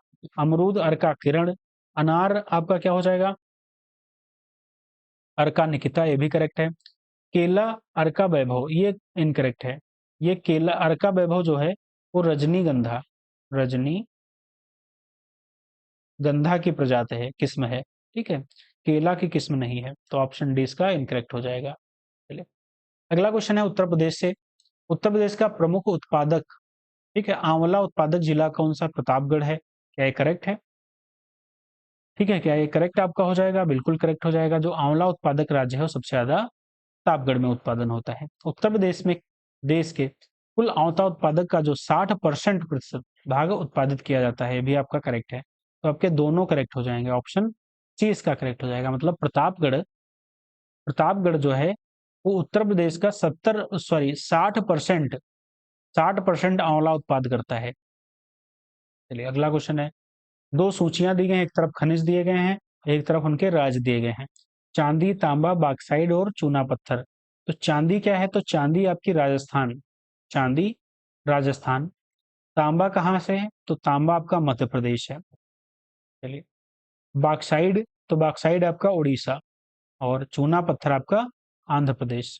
चलिए, तो इसमें जो करेक्ट होगा आपका ऑप्शन बी करेक्ट हो जाएगा। फर्टिगेशन का अर्थ क्या है? फर्टिगेशन, फर्टिगेशन का अर्थ है जल के द्वारा उर्वरक प्रदान करना। ऑप्शन ए इसका करेक्ट हो जाएगा, फर्टिगेशन। चलिए अगला क्वेश्चन है 76 नंबर। एक अभिकथन है और एक कारण आर दिया है। अभिकथन में क्या कहा गया है? अभिकथन में कहा है कि कार्बन डाइऑक्साइड गैस मौसम विज्ञान की दृष्टि से बहुत ही महत्वपूर्ण है। ये तो आपका बिल्कुल सही है। यह सौर विकिरण के लिए अपारदर्शी लेकिन पार्थिव विकिरण के लिए पारदर्शी होती है। ये आपका इनकरेक्ट हो जाएगा। इसमें ऑप्शन क्या हो जाएगा आपका? सी करेक्ट है। ए तो सही है परंतु आर गलत है। चलिए अगला क्वेश्चन है मृदा। एक तरफ मुख्य फसल दी गई है। लाल मृदा, काली मृदा, लैटराइट मृदा और जड़ोल मृदा। मुख्य फसल क्या है? तो लाल मृदा की जो मुख्य फसल है वो मूंगफली है। काली मृदा की मुख्य फसल आपकी कपास है, और लेटराइट मृदा की मुख्य फसल जो है वो कॉफी है, और जलोढ़ मृदा की मुख्य फसल गन्ना है। तो इसमें जो करेक्ट होगा ए का 2, 1, ये आपका बी करेक्ट ऑप्शन हो जाएगा, बी। चलिए देख लिया। चलिए अगला क्वेश्चन है। मनुष्य की लार में एंजाइम का प्रतिशत होता है। एंजाइम का कितने प्रतिशत होता है? ठीक है, 99, 65, 1% और 5%। तो ऑप्शन क्या हो जाएगा आपका? सी करेक्ट हो जाएगा। 1% एंजाइम होता है, 99% आपका जल होता है, जल लार में। चलो अगला क्वेश्चन। निम्नलिखित में से किस एक को निम्नलिखित में से किस एक को जल में रखा जाता है? तो जल में कौन सा रखा? सोडियम तो बिल्कुल नहीं रखा जाता, क्योंकि जल में यदि रखा जाएगा तो तुरंत विस्फोट हो जाता है। तो ये जल में तो बिल्कुल नहीं रखा जाएगा। ये कैरोसिन में या किसी, ठीक है, ऐसे पदार्थ में रखा जाता है। कैरोसिन हो गया, डीजल हो गया, इसमें रखा जा सकता है, ठीक है, लेकिन पानी में तो नहीं रखा जा सकता। ब्रोमीन, ठीक है, ब्रोमीन भी नहीं रखा जाता है, और लाल फास्फोरस से भी नहीं रखा जाता है। तो रखा क्या जाता है आपका? श्वेत फास्फोरस, ठीक है, श्वेत फास्फोरस रखा जाता है। क्यों रखा जाता है? वायु से बचाने के लिए इसे जल में रखा जाता है। अगला क्वेश्चन है राष्ट्रीय आपदा प्रबंधन प्राधिकरण से संबंध में कौन सा कथन आपका इनकरेक्ट है? कौन सा आपका इनकरेक्ट हो जाएगा? तो इसमें अधिकतम 12 सदस्य हो सकते हैं, आपका इनकरेक्ट है। करेक्ट क्या है? इसकी स्थापना कब होती है? तो 2005 में इसकी स्थापना होती है। भारत सरकार के कार्यकारी आदेश द्वारा की गई। इसके अध्यक्ष प्रधानमंत्री होते हैं। गृह मंत्रालय की एक एजेंसी है। इसमें अधिकतम जो सदस्य हैं वो आपके कितने हैं? 9 सदस्य। अगला क्वेश्चन है कौन सा सुमेलित नहीं है? एक तरफ मुख्यालय दिए गए हैं और एक तरफ आपके संस्थान दिए हैं, ठीक है। एनएचपीसी, एनएचपीसी का मुख्यालय कहाँ है? तो आपका पड़ेगा फरीदाबाद, फरीदाबाद। एनटीपीसी का मुख्यालय कहाँ है? तो आपका पड़ेगा नई दिल्ली। ओएनजीसी का मुख्यालय आपका देहरादून में, ठीक है। आईओसी, इंडियन ऑयल कॉरपोरेशन का मुख्यालय कहाँ है? तो ये नई दिल्ली में है। चलिए, तो ऑप्शन डी इसका इनकरेक्ट था। अगला क्वेश्चन है भारतीय राष्ट्रीय कृषि सहकारी विपणन संघ की स्थापना किस वर्ष की गई? किस वर्ष की गई? तो अक्टूबर 1958 में की गई थी। चलिए ऑप्शन बी इसका करेक्ट हो जाएगा। अगला क्वेश्चन, निम्न में से किस वर्ष भारत में वाइल्ड लाइफ एक्ट पारित हुआ, जिसके अंतर्गत नेशनल पार्क एवं वन्य जीव अभयारण्यों की स्थापना हुई? वन्य जीव अभयारण्यों की स्थापना हुई तो 1972 में। वर्ल्ड वाइल्ड लाइफ एक्ट पारित हुआ 1972 में। अगला क्वेश्चन है, निम्नलिखित युग्मों में से कौन सा एक सही सुमेलित नहीं है? एक तरफ बांध दिए गए हैं, एक तरफ आपके नदी है। मूसा खाड़ बांध, सुकमा डुकमा, परीक्षा बांध, गोविंद सागर बांध, कौन किस नदी पे है? तो गोविंद सागर बांध, गोविंद सागर बांध जो है वो शहजाद नदी पे है, रामगंगा पे नहीं है, शहजाद नदी। बाकी मूसा खाड़ बांध कर्मनाशा पे है, सुकमा डुकमा बेतवा पे है, परीक्षा भी बेतवा पे है। बाकी ऑप्शन डी जो है वो सुमेलित नहीं था। चलिए अगला क्वेश्चन है 85 नंबर। चलिए 85 क्वेश्चन में क्या कहा है, तो निम्नलिखित कथनों पर विचार कीजिए। पहला कथन है, बिजनौर से गंगा नदी उत्तर प्रदेश में प्रवेश करती है। दूसरा कथन है, कानपुर गंगा नदी के दाएं तट पर स्थित है। तीसरा कथन है, यमुना नदी उत्तर प्रदेश में बृहद चाप का निर्माण करती है। तो इसमें करेक्ट कौन से हो जाएंगे? तो आपके तीनों करेक्ट हो जाएंगे। ऑप्शन डी इसका हो जाएगा, तीनों करेक्ट है। मतलब बिजनौर से गंगा नदी प्रवेश करती है उत्तर प्रदेश में, और कानपुर जो है वो दाएं तट पर स्थित है, और यमुना नदी उत्तर प्रदेश में बृहद चाप का निर्माण करती है। अगला क्वेश्चन है, उत्तर प्रदेश में स्थित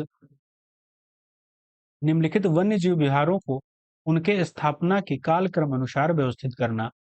तो चंद्रप्रभा का जो स्थापना होती है कब होती है? तो 1957 में होती है, 1957 में। हस्तिनापुर की स्थापना कब होती है? तो होती है 1986 में। किशनपुर की स्थापना कब होती है? तो 1972 में। और रानीपुर की स्थापना होती है आपकी 1977 में। तो इसका जो करेक्ट होगा पहला, और फिर आ जाएगा 4 नंबर, तो इसका ए करेक्ट हो जाएगा। ऑप्शन ए करेक्ट हो जाएगा। चलिए अगला, वर्ष 2011 की जनगणना के अनुसार नगर निगम क्षेत्र की जनसंख्या के अनुसार निम्नलिखित नगरों में से किसकी जनसंख्या सबसे कम है? तो कौन सा नगर इसमें है? लखनऊ, गाजियाबाद, कानपुर, आगरा। इसमें किसकी जनसंख्या सबसे कम है? तो आगरा की जनसंख्या सबसे कम है। लखनऊ की ज्यादा है, कानपुर, गाजियाबाद, फिर आगरा, मेरठ, वाराणसी, प्रयागराज। ठीक है, ऐसे इनको देख सकते हैं। अगला क्वेश्चन है 88 नंबर, चाक द्वारा ब्लैक बोर्ड पर लिखना संभव होता है, किसके लिए संभव होता है? तो आसंजक बल के कारण, आसंजक बल के कारण संभव होता है। चलिए, एडहेसिव फोर्स जिसे कहते हैं, एडहेसिव फोर्स।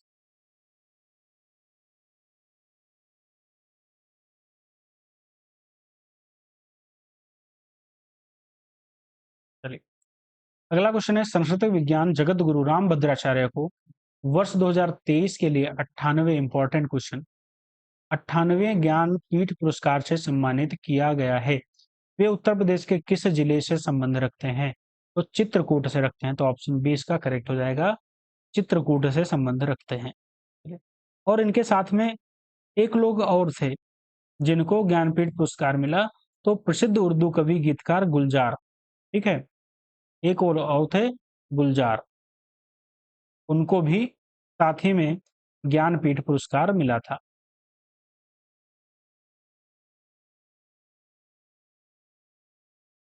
चलिए अगला क्वेश्चन, 90 नंबर क्वेश्चन है, पेयजल में गामा उत्सर्जक समस्थानिक की उपस्थिति को पता निम्न में से किसके द्वारा लगाया जाता है? किसके द्वारा लगाया जाता है? तो ऑप्शन इसका हो जाएगा, प्रस्फुरण गणक के द्वारा। प्रस्फुरक क्या है? गणक के द्वारा लगाया जाता है। चलिए अगला क्वेश्चन, बीमा नियामक एवं विकास प्राधिकरण रेडियाई, ठीक है, की स्थापना किस समिति की सिफारिश पर की गई थी? तो आपकी हो जाएगी मल्होत्रा समिति की सिफारिश पर बीमा नियामक एवं विकास प्राधिकरण की स्थापना की गई थी। कब की गई थी? तो 2000। चलिए अगला क्वेश्चन, निम्न में से कौन सुमेलित नहीं है? कौन सा इसमें सुमेलित नहीं है? ऑप्शन क्या हो जाएगा? तो प्रश्नकाल क्या है? तो संसद का पहला घंटा। शून्यकाल क्या है? तो प्रश्नकाल के तुरंत बाद का प्रारंभ होता है शून्यकाल।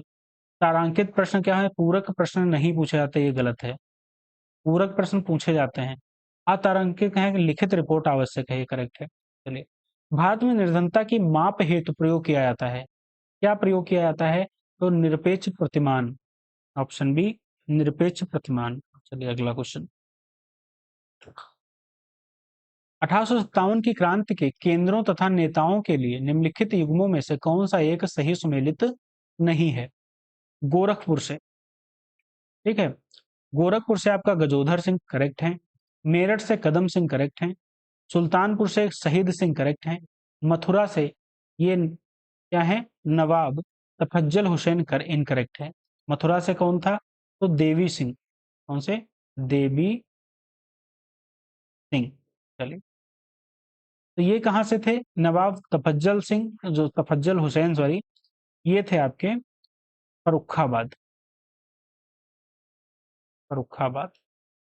अगला क्वेश्चन, निम्नलिखित में से कौन सी, तो इसमें ऑप्शन डी हो जाएगा, निम्नलिखित में से कौन सी मैदानी नदी नहीं है? मैदानी नदी कौन सी नहीं है? तो ऑप्शन नारायणी नदी मैदानी नदी नहीं है। अगला क्वेश्चन है 96 नंबर, निम्नलिखित पर विचार कीजिए, शिक्षा, नवीकरणीय ऊर्जा, आवास, कृषि, इनमें से कितने क्षेत्र प्राथमिकता क्षेत्र ऋण के लिए पात्र माने जाते हैं? तो ऋण के लिए पात्र कौन से माने जाते हैं? तो शिक्षा भी, नवीकरणीय ऊर्जा भी, आवास भी और कृषि भी। तो चारों, सभी चारों आपका करेक्ट हो जाएगा। चलिए, अगला क्वेश्चन है, निम्नलिखित में से कौन सा संगठन गरीबी और जो साझा समृद्ध है रिपोर्ट प्रकाशित करता है? कौन सा करता है रिपोर्ट प्रकाशित? तो इसमें बताना है, गरीबी और साझा समृद्ध रिपोर्ट प्रकाशित करता है आपका वर्ल्ड बैंक, विश्व बैंक। चलिए, पोषणीय उपभोग तथा उत्पादन का संबंध किस एसडीजी से है? S D G, sustainable development goal, किससे है? सतत विकास के लिए। तो इसमें हो जाएगा आपका 12 हो जाएगा, ऑप्शन बी इसका करेक्ट हो जाएगा। चलो, कुल 17 लक्ष्य दिए गए हैं। कुल कितने लक्ष्य दिए गए हैं? 17। 12 में पोषणीय उपभोग है, और 9 में क्या है? तो 9 में आपका उद्योग, नव प्रवर्तन और अधोसंरचना है। 11 में क्या है? तो समुत्थानशील शहर तथा समुदाय। 4 में क्या है? 4 में है आपका गुणवत्तापूर्ण शिक्षा। 4 में है, इंपॉर्टेंट है एसडीजी 4, गुणवत्तापूर्ण शिक्षा, इंपॉर्टेंट एसडीजी 4 में है।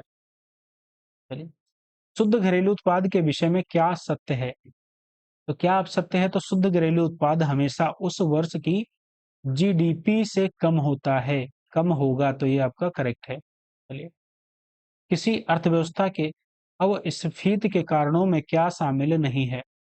कौन सा शामिल नहीं है? तो आपूर्ति के सापेक्ष मांग में आधिक्य, ये शामिल नहीं है। चलिए, अगला क्वेश्चन है, मुद्रा स्कीम का प्रारंभ वर्ष, मुद्रा स्कीम का जो प्रारंभ वर्ष है वो क्या है? वो आपका हो जाएगा 2015, ऑप्शन बी इसका करेक्ट है, 2015। चलिए, निम्नलिखित में से कौन सी एक पारिभाषिक, ठीक है, पारिभाषिक शब्दावली वाणिज्यिक बैंकों द्वारा सरकार को उधार दिए जाने से संबंधित है? ठीक है, संबंधित। तो करेक्ट ऑप्शन क्या हो जाएगा इसका? स्टेटरी जो लिक्विडिटी रेशियो है, ये आपका आंसर बी करेक्ट हो जाएगा। चलिए, लाइकेन के संबंध में निम्नलिखित कथनों पर विचार करना है। लाइकेन वायु प्रदूषण के संकेतक होते हैं। लाइकेन वहीं पाए जाते हैं जहां वायु प्रदूषण अधिक होता है। तो इसमें अधिक नहीं, जहां वायु प्रदूषण कम होगा वहां पाए जाते हैं। तो ये तो आपका करेक्ट है, लेकिन ये इनकरेक्ट था, तो ऑप्शन ए इसका करेक्ट हो जाएगा। उबलते जल की अपेक्षा भाप से जलने पर अधिक कष्ट होता है, क्योंकि, अधिक कष्ट क्यों होता है? क्योंकि भाप की जो गुप्त ऊष्मा है उसका मान अधिक होता है, ऑप्शन सी, इसीलिए भाप से जलने में अधिक कष्ट होता है। अगला क्वेश्चन है, निम्नलिखित में से कौन एक वाटर गैस का प्रमुख घटक है? वाटर गैस का प्रमुख घटक क्या है? तो कार्बन मोनोऑक्साइड तथा हाइड्रोजन। कार्बन मोनोऑक्साइड तथा हाइड्रोजन जो है, ये वाटर गैस, ऑप्शन डी इसका करेक्ट है। मीथेन इथेन क्या है? तो ये मीथेन इथेन सीएनजी है। ब्यूटेन प्रोपेन क्या है? तो ये एलपीजी है। और कार्बन मोनोऑक्साइड और नाइट्रोजन क्या है? तो ये आपका हो जाएगा प्रोड्यूसर गैस। यहाँ पे लिख देते हैं,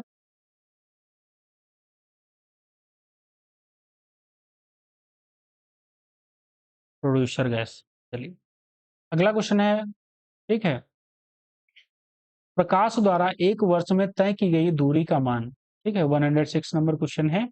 इसमें जो करेक्ट ऑप्शन होगा 9.46 इंटू 10⁻15 मीटर होगा।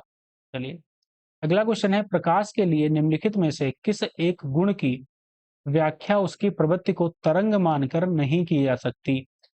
इसको नहीं की जा सकती तरंग मानकर, तो प्रकाश वैद्युत प्रभाव को, प्रकाश वैद्युत प्रभाव को। चलिए अगला क्वेश्चन है आपका, ए एम बी दो समुच्चय हैं। ए में 10 सदस्य हैं, बी में 18 सदस्य हैं। तो ए, ठीक है, समुच्चय बी इक्वल बी 20, तो ए और ए, तो ए यूनियन बी में क्या कितने सदस्य होंगे, कितने सदस्य होंगे आपके। तो ए में 10 हैं, बी में 18 हैं। ठीक है, ए यूनियन बी में 20 हैं। ठीक है, तो इसका जो करेक्ट आंसर होगा वो आपका हो जाएगा 8। 8। निम्नलिखित आकृति में त्रिभुजों की जो संख्या है वो ज्ञात करना है। त्रिभुजों की जो संख्या है वो ज्ञात करना है। चलिए तो इसमें जो होंगे आपके बताते हैं, जैसे ए बी सी त्रिभुज ये हो गया। ठीक है, यहाँ पे 1 2 और इसको मान लेते हैं तो ये 3 हो गया। ठीक है, 1 2 3 हो गया। यहाँ पे 1 हो गया यहाँ पे। ठीक है, यहाँ पे 4 मान लेते हैं, 4 5 6। ठीक है, 4 5 6 और ये मान लेते हैं एक 7 हो गया। ठीक है, ये 7 हो गया आपका, ये 8 हो गया। ठीक, 8 हो गया यहाँ पे, ये हो गया 9, ये हो गया 10, ये हो गया आपका 11, फिर ये हो गया आपका 12, ये हो गया 13, ये हो गया आपका 14। ठीक है, और फिर ये आपका पूरा टोटल कंप्लीट आपका हो गया ये पूरा 15। तो इसमें टोटल जो कितने हैं, तो आपके 15 आंसर हो जाएगा। ऑप्शन डी इसका करेक्ट हो जाएगा 15। अगला क्वेश्चन है, व्यंजक 2x³ प्लस एक्स और एक्स स्क्वायर माइनस 2x-1 विभाज्य है, किससे विभाज्य है। तो एक्सप्रेशन दिया गया है, किससे विभाज्य हो जाएगा, तो इसको देखते हैं, कोशिश करते हैं लगाने की। तो x square 2x+1 minus 1 2x+1, तो एक्स स्क्वायर माइनस 1 और 2x+1।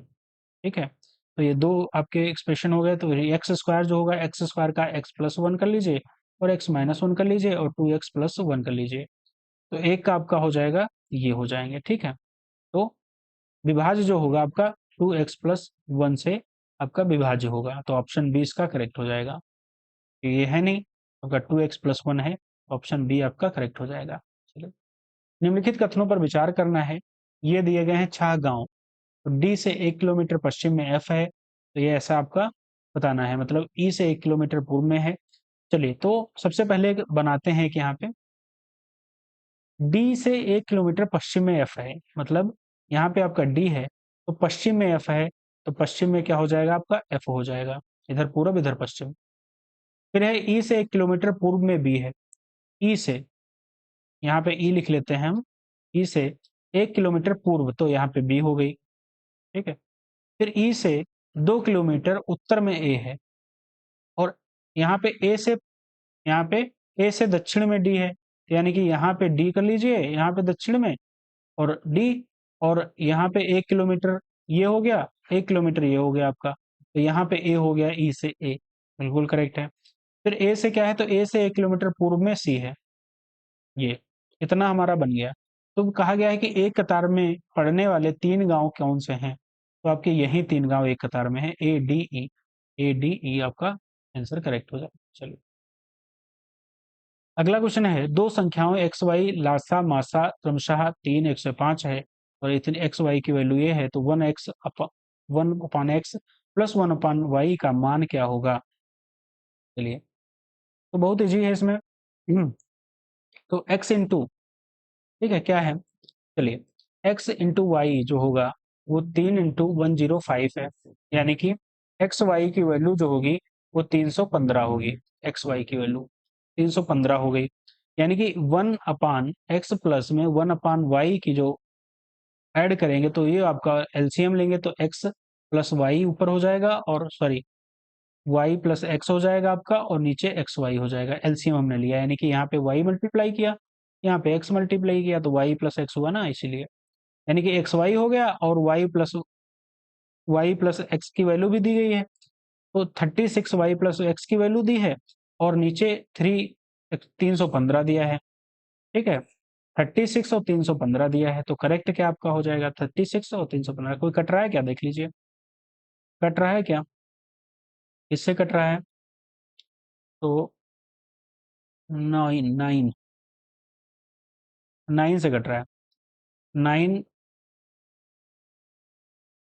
3 जा और 9 5 जा। ठीक है, 9 4 जा, मतलब 9 3 जा 27 होते हैं, 4 बचा, 9 5 जा 45 होता है। तो 4/35 हो गया इसका, तो ऑप्शन डी इसका करेक्ट हो जाएगा। दी गई श्रृंखला में एक्स का मान बताना है। 2 6 30 210, फिर एक्स है, फिर 30,030 है। तो इसका जो करेक्ट है, एक्स की वैल्यू जो क्या होगी आपकी, मतलब दो में हम 6 लाने के लिए मल्टीप्लाई 3 करा रहे हैं, 6 में मल्टीप्लाई कर रहे हैं 5 को, फिर इसमें कर रहे हैं आपका 7 को, यानी कि प्राइम नंबर मल्टीप्लाई कर रहे हैं। तो 210 में आपको 11 से मल्टीप्लाई होगा, 210 में 11 से मल्टीप्लाई कराएंगे आप, तो आपका हो जाएगा करेक्ट, ऑप्शन ए करेक्ट हो जाएगा, 2310। चलिए अगला क्वेश्चन, ये आपका है, थोड़ा यहाँ पे स्पेस कम है यहाँ पे, क्योंकि यहाँ पे ये ज़्यादा लेगा जगह, तो इसको आप लगा लीजिएगा या फिर एक्सप्लेनेशन देख लीजिएगा, आप डाल देंगे पीडीएफ उसमें। तो इसका जो करेक्ट आंसर आपका होगा 6 होगा करेक्ट। चलिए, इसमें लुप्त संख्या बतानी है कौन सी है। ठीक है, इसमें लुप्त संख्या बतानी है भी, आप उसमें एक्सप्लेनेशन देख लीजिएगा, यहाँ पे जगह नहीं है लगाने की। चलिए, तो इसमें आपका हो जाएगा 2880। चलिए, यहाँ पे आपका 2880 होगा, मतलब 4 मल्टीप्लाई करा जा रहा है। ठीक है, चलिए अगला है, एक घड़ी मंगलवार दोपहर 1 बजे 1 मिनट धीमी है, वह बृहस्पति को दोपहर 1 बजे 2 मिनट तेज है, घड़ी ने कब सही समय बताया था? तो कब सही समय बताया था, तो आप एक्सप्लेनेशन में देख लीजिएगा इसको। ऑप्शन बी हो जाएगा, बुधवार को प्रातः 5 बजे। चलिए अगला क्वेश्चन है, ए बी से जो सी से 3 गुना बड़ा है, 5 से छोटा है, इसका भी आंसर लगाया दे रहे हैं, आप इसका एक्सप्लेनेशन देख लीजिएगा, 43 वर्ष होगा। चलिए, यदि निश्चित कूट भाषा में हैंड को, ठीक है, SZMW लिखा जाता है, तो मिल को क्या लिखा जाएगा? मिल को, तो हैंड क्या, हैंड के आप सभी देख लीजिएगा, हैंड एच हो जाएगा 8, ए हो जाएगा 1, एन हो जाएगा आपका 14, डी होता है 4। ठीक, ऐसे आप इनको देख लीजिए। ठीक है, ये होता है 8, ठीक, ये 8, जेड हो जाएगा आपका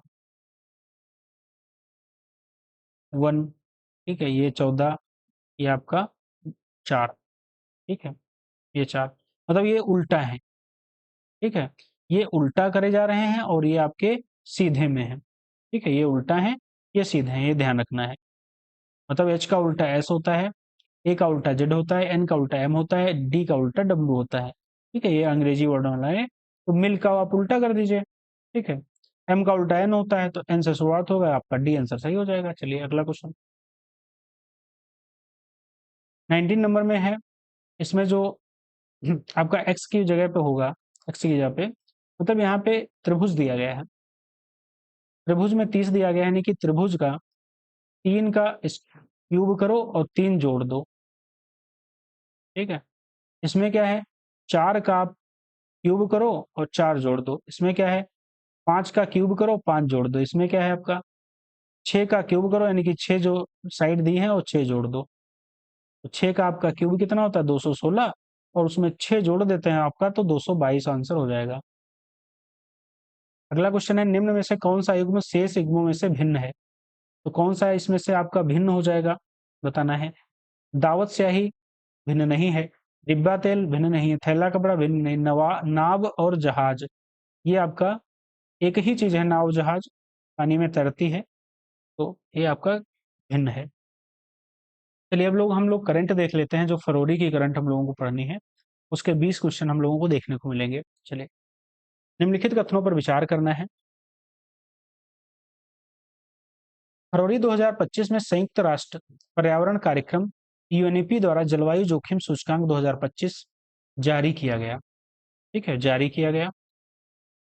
इस सूचकांक में सर्वाधिक प्रभावित देशों में भारत को छठा स्थान प्रदान किया गया। तो इसमें करेक्ट क्या होगा आपका? करेक्ट जो होगा आपका, वो करेक्ट आपका बी हो जाएगा, केवल 2। पहला आपका इनकरेक्ट है। चलिए, ठीक है। ये क्यों क्यों इनकरेक्ट है? क्यों? क्योंकि ये जर्मन वास द्वारा करा गया था। ये जर्मन वास द्वारा लाया गया था जोखिम सूचकांक। अगला क्वेश्चन है, फरवरी 2024 में ट्रांसपेरेंसी इंटरनेशनल द्वारा, फरवरी 2024 का है क्वेश्चन एक, नहीं नहीं यहाँ पे आप, ठीक है, ये क्योंकि एक साल पुराना जारी करा जाता है। तो भ्रष्टाचार जो धारणा सूचकांक है 2024 में, भारत की जो स्थान रहा है वो कितना रहा है आपका? हो जाएगा ऑप्शन 96वां स्थान रहा है, क्योंकि ये एक साल पुराना जारी करा जाता है। ये फरवरी में जारी किया गया है, 2024 फरवरी, ये ध्यान रखना है। चलिए, अगला क्वेश्चन है, फरवरी 2025 में निम्नलिखित दक्षिण अमेरिकी देशों में से किस एक ने तेल उत्पादक एवं निर्यातक देशों के समूह ओपेक प्लस के सदस्य के रूप में शामिल होने का निर्णय लिया? ठीक है, ओपेक प्लस देशों में शामिल होने का निर्णय किसने लिया? तो आपका हो जाएगा ब्राजील ने लिया। चलिए, प्रोजेक्ट वाटर अर्थ के संबंध में क्या कथन आपका करेक्ट है? वाटर वर्थ के संबंध में करेक्ट क्या है? तो यह सोशल मीडिया प्लेटफॉर्म मेटा की सबसी केबल प्रणाली परियोजना है, करेक्ट है। यह केबल परियोजना 2030 तक शुरू होने की संभावना है, भी आपका करेक्ट है। दो करेक्ट हैं आपके। यह परियोजना भारत के कुल 4 महाद्वीपों को जोड़ेगी, ये आपका इनकरेक्ट है। तो ऑप्शन ए इसका करेक्ट हो जाएगा, भारत सहित कुल 4, ये आपका इनकरेक्ट है। चलिए, अगला क्वेश्चन है 25 नंबर, फरवरी 2025 में क्वांटम कंप्यूटिंग में क्रांति लाने के उद्देश्य में निम्नलिखित में से किसके द्वारा मेजराना फर्स्ट नामक एक चिप लॉन्च की गई? मेजराना फर्स्ट नामक चिप माइक्रोसॉफ्ट द्वारा लॉन्च की गई थी, माइक्रोसॉफ्ट द्वारा। चलिए, अगला क्वेश्चन है, फरवरी 2024 में विश्व का अग्रणी जैविक व्यापार मेला, ठीक है, बायोफैच 2025 का आयोजन कहां पर किया गया है? तो किया गया है न्यूमेरबर्ग, जर्मनी में। अगला क्वेश्चन, फरवरी 2025 में निम्नलिखित में से किस भारतीय महिला को पर्यावरण क्षेत्र में साधारण कार्य करने हेतु तो प्रसिद्ध टाइम पत्रिका द्वारा वुमेन ऑफ द ईयर पुरस्कार से नामित किया गया? इसे किया गया तो डॉक्टर पूर्णिमा देवी वर्मन को। चलिए, अगला क्वेश्चन है 128 कथन दिए हैं, विचार करना है। तो पहला कथन है, गुजरात राज्य सरकार द्वारा एन प्रायुड नामक पहल की, भारत की पहली सरकार प्रेरित पहल की शुरुआत की जाएगी। यह पहल समाप्त हो चुकी अनुपयोगी दवाओं के लिए सुरक्षित संग्रहण एवं निपटान पर केंद्रित होगी। तो इसका जो करेक्ट ऑप्शन होगा, केवल 2 करेक्ट है, केवल 2। ठीक है, तो गलत क्या है इसमें? ये केरल राज्य सरकार द्वारा, गुजरात की नहीं है, इसकी है केरल। ठीक, केरल राज्य सरकार द्वारा। चलिए, अगला क्वेश्चन, फरवरी 2025 में लोकसभा अध्यक्ष ओम बिरला ने नए आयकर विधेयक की जांच हेतु 31 सदस्यों की प्रवर समिति का गठन किया, जिनके अध्यक्ष नियुक्त किए गए। अध्यक्ष कौन नियुक्त किए गए इनके? तो बैजयंत, ठीक है, बैजयंत पांडा को। ठीक है, बैजयंत पांडा को। चलिए, अगला क्वेश्चन, 2 सूचियां एक तरफ व्यक्ति गए हैं, एक तरफ नियुक्ति दी है। काश पटेल को निदेशक एफबीआई नियुक्त किया गया। अमेरिका का निदेशक जो है एफबीआई के निदेशक के रूप में नियुक्त किया गया। ठीक, शक्तिदान दास को क्या नियुक्त किया गया? तो प्रधान सचिव 2 पीएम, प्रधानमंत्री मोदी जी के प्रधान सचिव 2 के रूप में इनको नियुक्त किया गया। अगला क्वेश्चन है, तुलसी गाबार्ड को राष्ट्रीय खुफिया निदेशक जो कि यूएसए की नियुक्त की गई। चलिए, अलेक्जेंडर लुकाशेंको, इनको, ये राष्ट्रपति जो हैं, ये बेलारूस के राष्ट्रपति हैं, अलेक्जेंडर लुकाशेंको। तो करेक्ट जो ऑप्शन होगा वो आपका ए करेक्ट हो जाएगा। चलिए, अगला क्वेश्चन, 8वें हिंद महासागर सम्मेलन 2025 के तहत संबंध में निम्नलिखित कथनों पर विचार करें तथा कूट के माध्यम से सही उत्तर चुनना है। तो करेक्ट जो आपका हो जाएगा ऑप्शन आपका फरवरी 2025 में इस सम्मेलन का आयोजन मस्कट, ओमान में संपन्न हुआ। बिल्कुल करेक्ट है। इस सम्मेलन में भारत का प्रतिनिधित्व विदेश मंत्री एस जयशंकर द्वारा किया गया। ये भी आपका करेक्ट है। तो ऑप्शन सी इसका करेक्ट हो जाएगा, दोनों करेक्ट हैं। चलिए अगला क्वेश्चन है, फरवरी 2025 में पूर्वोत्तर राज्य मणिपुर में राष्ट्रपति शासन लगाने की जो आधिकारिक अधिसूचना जारी की गई, निम्नलिखित में से किस अनुच्छेद के तहत प्राप्त अधिकारों का प्रयोग करते हुए यह सूचना राष्ट्रपति द्वारा जारी की गई? इसमें जो करेक्ट ऑप्शन होगा वो करेक्ट हो जाएगा 356 अनुच्छेद के तहत। फरवरी 2025 में चर्चित सूडान वायरस रोग निम्न में से संबंध में कौन से कथन से संबंध रखता है, विचार करना है। ठीक है, तो अफ्रीकी देश सूडान में इस वायरस के प्रकोप की पुष्टि विश्व स्वास्थ्य संगठन द्वारा की गई। ये आपका गलत है। इसे रक्त स्रावी बुखार के रूप में जाना जाता है। ये आपका बिल्कुल करेक्ट है। तो ऑप्शन दूसरा करेक्ट है इसमें, बी। विश्व स्वास्थ्य संगठन द्वारा फरवरी में सूडान वायरस रोग की पुष्टि कहाँ की गई? तो युगांडा में की गई। ठीक, कहाँ? युगांडा। चलिए अगला क्वेश्चन, मत्स्य 6000 के संबंध में निम्नलिखित कथनों पर विचार करना है। क्या है? तो मत्स्य 6000 जो है यह डीप ओशन मिशन के तहत विकसित मानव पनडुब्बी है। पहला कथन करेक्ट है। इसका विकास डीआरडीओ द्वारा रक्षा मंत्रालय के सहयोग से किया गया। ये आपका इनकरेक्ट हो जाएगा। जिसका विकास है पृथ्वी विज्ञान मंत्रालय द्वारा national institute of ocean technology के सहयोग से किया गया है। तो आपका आंसर ए करेक्ट है, बाकी दूसरा आपका गलत था। अगला क्वेश्चन, एक मिनट। हाँ, फरवरी 2025 में अंतर्राष्ट्रीय क्रिकेट परिषद द्वारा किस देश की महिला क्रिकेट खिलाड़ी सोहली अख्तर को एंटी करप्शन कोड के तहत 5 वर्ष के लिए प्रतिबंधित कर दिया गया है? ठीक है, 5 वर्ष के लिए प्रतिबंधित किया गया। तो ये बांग्लादेश के हैं। चलिए अगला क्वेश्चन है, फरवरी 2025 में किस देश ने अंतर्राष्ट्रीय अपराध न्यायालय आईसीसी पर प्रतिबंध लगाने की घोषणा की है? आईसीसी पर प्रतिबंध लगाने की घोषणा की है संयुक्त राज्य अमेरिका, यूएसए। ठीक है, अंतर्राष्ट्रीय अपराध न्यायालय, ठीक है, आईसीसी पर प्रतिबंध लगाने की घोषणा की। चलिए अगला क्वेश्चन, 137 नंबर क्वेश्चन है, फरवरी 2025 में एआई एक्शन शिखर सम्मेलन, एआई एक्शन शिखर सम्मेलन पेरिस फ्रांस में हुआ। पेरिस फ्रांस में। इंपॉर्टेंट क्वेश्चन है, इंपॉर्टेंट है बिल्कुल। ठीक है, पेरिस फ्रांस में क्यों इंपॉर्टेंट है कि भारत के प्रधानमंत्री नरेंद्र मोदी एवं फ्रांस के राष्ट्रपति एनुअल मैक्रोन ने इसके शिखर सम्मेलन की सह अध्यक्षता की, इसीलिए इंपॉर्टेंट और हो जाता है। अगला क्वेश्चन है, फरवरी 2025 में निम्नलिखित में से किस देश ने कोविड-19 महामारी के दौरान स्वास्थ्य प्रबंधन को लेकर गहरे मतभेदों के कारण विश्व स्वास्थ्य संगठन डब्ल्यूएचओ के बाहर निकलने का निर्णय लिया? किसने लिया? तो अर्जेंटीना ने लिया। ठीक है, अर्जेंटीना। ठीक है, चलिए अगला क्वेश्चन है, 2025 में भारतीय सेना द्वारा कोलकाता में स्थित अपने पूर्वी कमान के मुख्यालय फोर्ट विलियम का नाम परिवर्तित करके क्या कर दिया है? तो इसका नाम करके क्या कर दिया है? तो इसका हो जाएगा विजय दुर्ग। विजय दुर्ग। चलो अगला क्वेश्चन है, फरवरी 2025 में कौन सा देश चीन के बेल्ट रोड इनिशिएटिव प्रोजेक्ट से हटने वाला पहला लैटिन अमेरिकी देश बन गया है?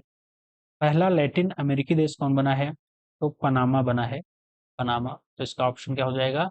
सी करेक्ट हो जाएगा। तो हमारे जो जीएस के क्वेश्चन है 140 वो कंप्लीट हो गए। अब हमारे हिंदी के 60 क्वेश्चन हम लोग कवर करेंगे, उनको देखेंगे। चलिए चलिए चलते हैं अपने हिंदी के पहले क्वेश्चन पे। मतलब 141 क्वेश्चन है, लेकिन हिंदी का आपका पहला क्वेश्चन है। पहला क्वेश्चन है, निम्नलिखित विलोम युग्मों में से कौन सा एक बेमेल है? विलोम शब्द पहले आते हैं, इसमें विलोम क्या हो जाएगा आपका? कौन सा एक बेमेल हो जाएगा? मतलब विलोम तो है ही है सभी, बाकी बेमेल कौन सा है? तो जड़ता का क्या होता है? चेतना विलोम। चेतनता। ठीक है, जड़ता का चेतनता होता है। चित्रंतर का क्या होता है? आपका नश्वर होता है। निद्रा का क्या होता है? निद्रा का जो होता है वो आपका होता है, निद्रा और सुषुप्त एक ही चीज है, इनका जो विलोम होता है जागरण। एक मिनट, जागरण, ठीक है, ये एक ही चीज है दोनों। गहरा का होता है छिछला, तो ऑप्शन सी इसका करेक्ट हो जाएगा। दुर्गति का सही विलोम क्या है? दुर्गति का जो सही विलोम होगा होगा सुगति। निम्नलिखित में से निंदनीय का विलोम क्या है? निंदनीय का जो विलोम होगा वो होगा, ठीक है, अनिंदनीय, अभिनिंदनीय, प्रशंसनीय, ये आपके सभी विलोम हो जाएंगे। ठीक है, अभिनंदनीय मतलब यहाँ पे देखो, निंदनीय का जो विलोम होगा अनिंदनीय, प्रशंसनीय और अभिनंदनीय, आपके ये तीनों विलोम हो जाएंगे नंदनीय के। अगला क्वेश्चन, निम्नलिखित में से कौन सा एक अधिकृत का विलोम है? अधिकृत का कौन सा विलोम है? तो अनधिकृत है, अनधिकृत। ऑप्शन बी इसका होगा, अनधिकृत। अनाधिकृत नहीं, अनधिकृत। खेचर का विलोम क्या होगा? खेचर का विलोम आपका होगा भूचर, भूचर।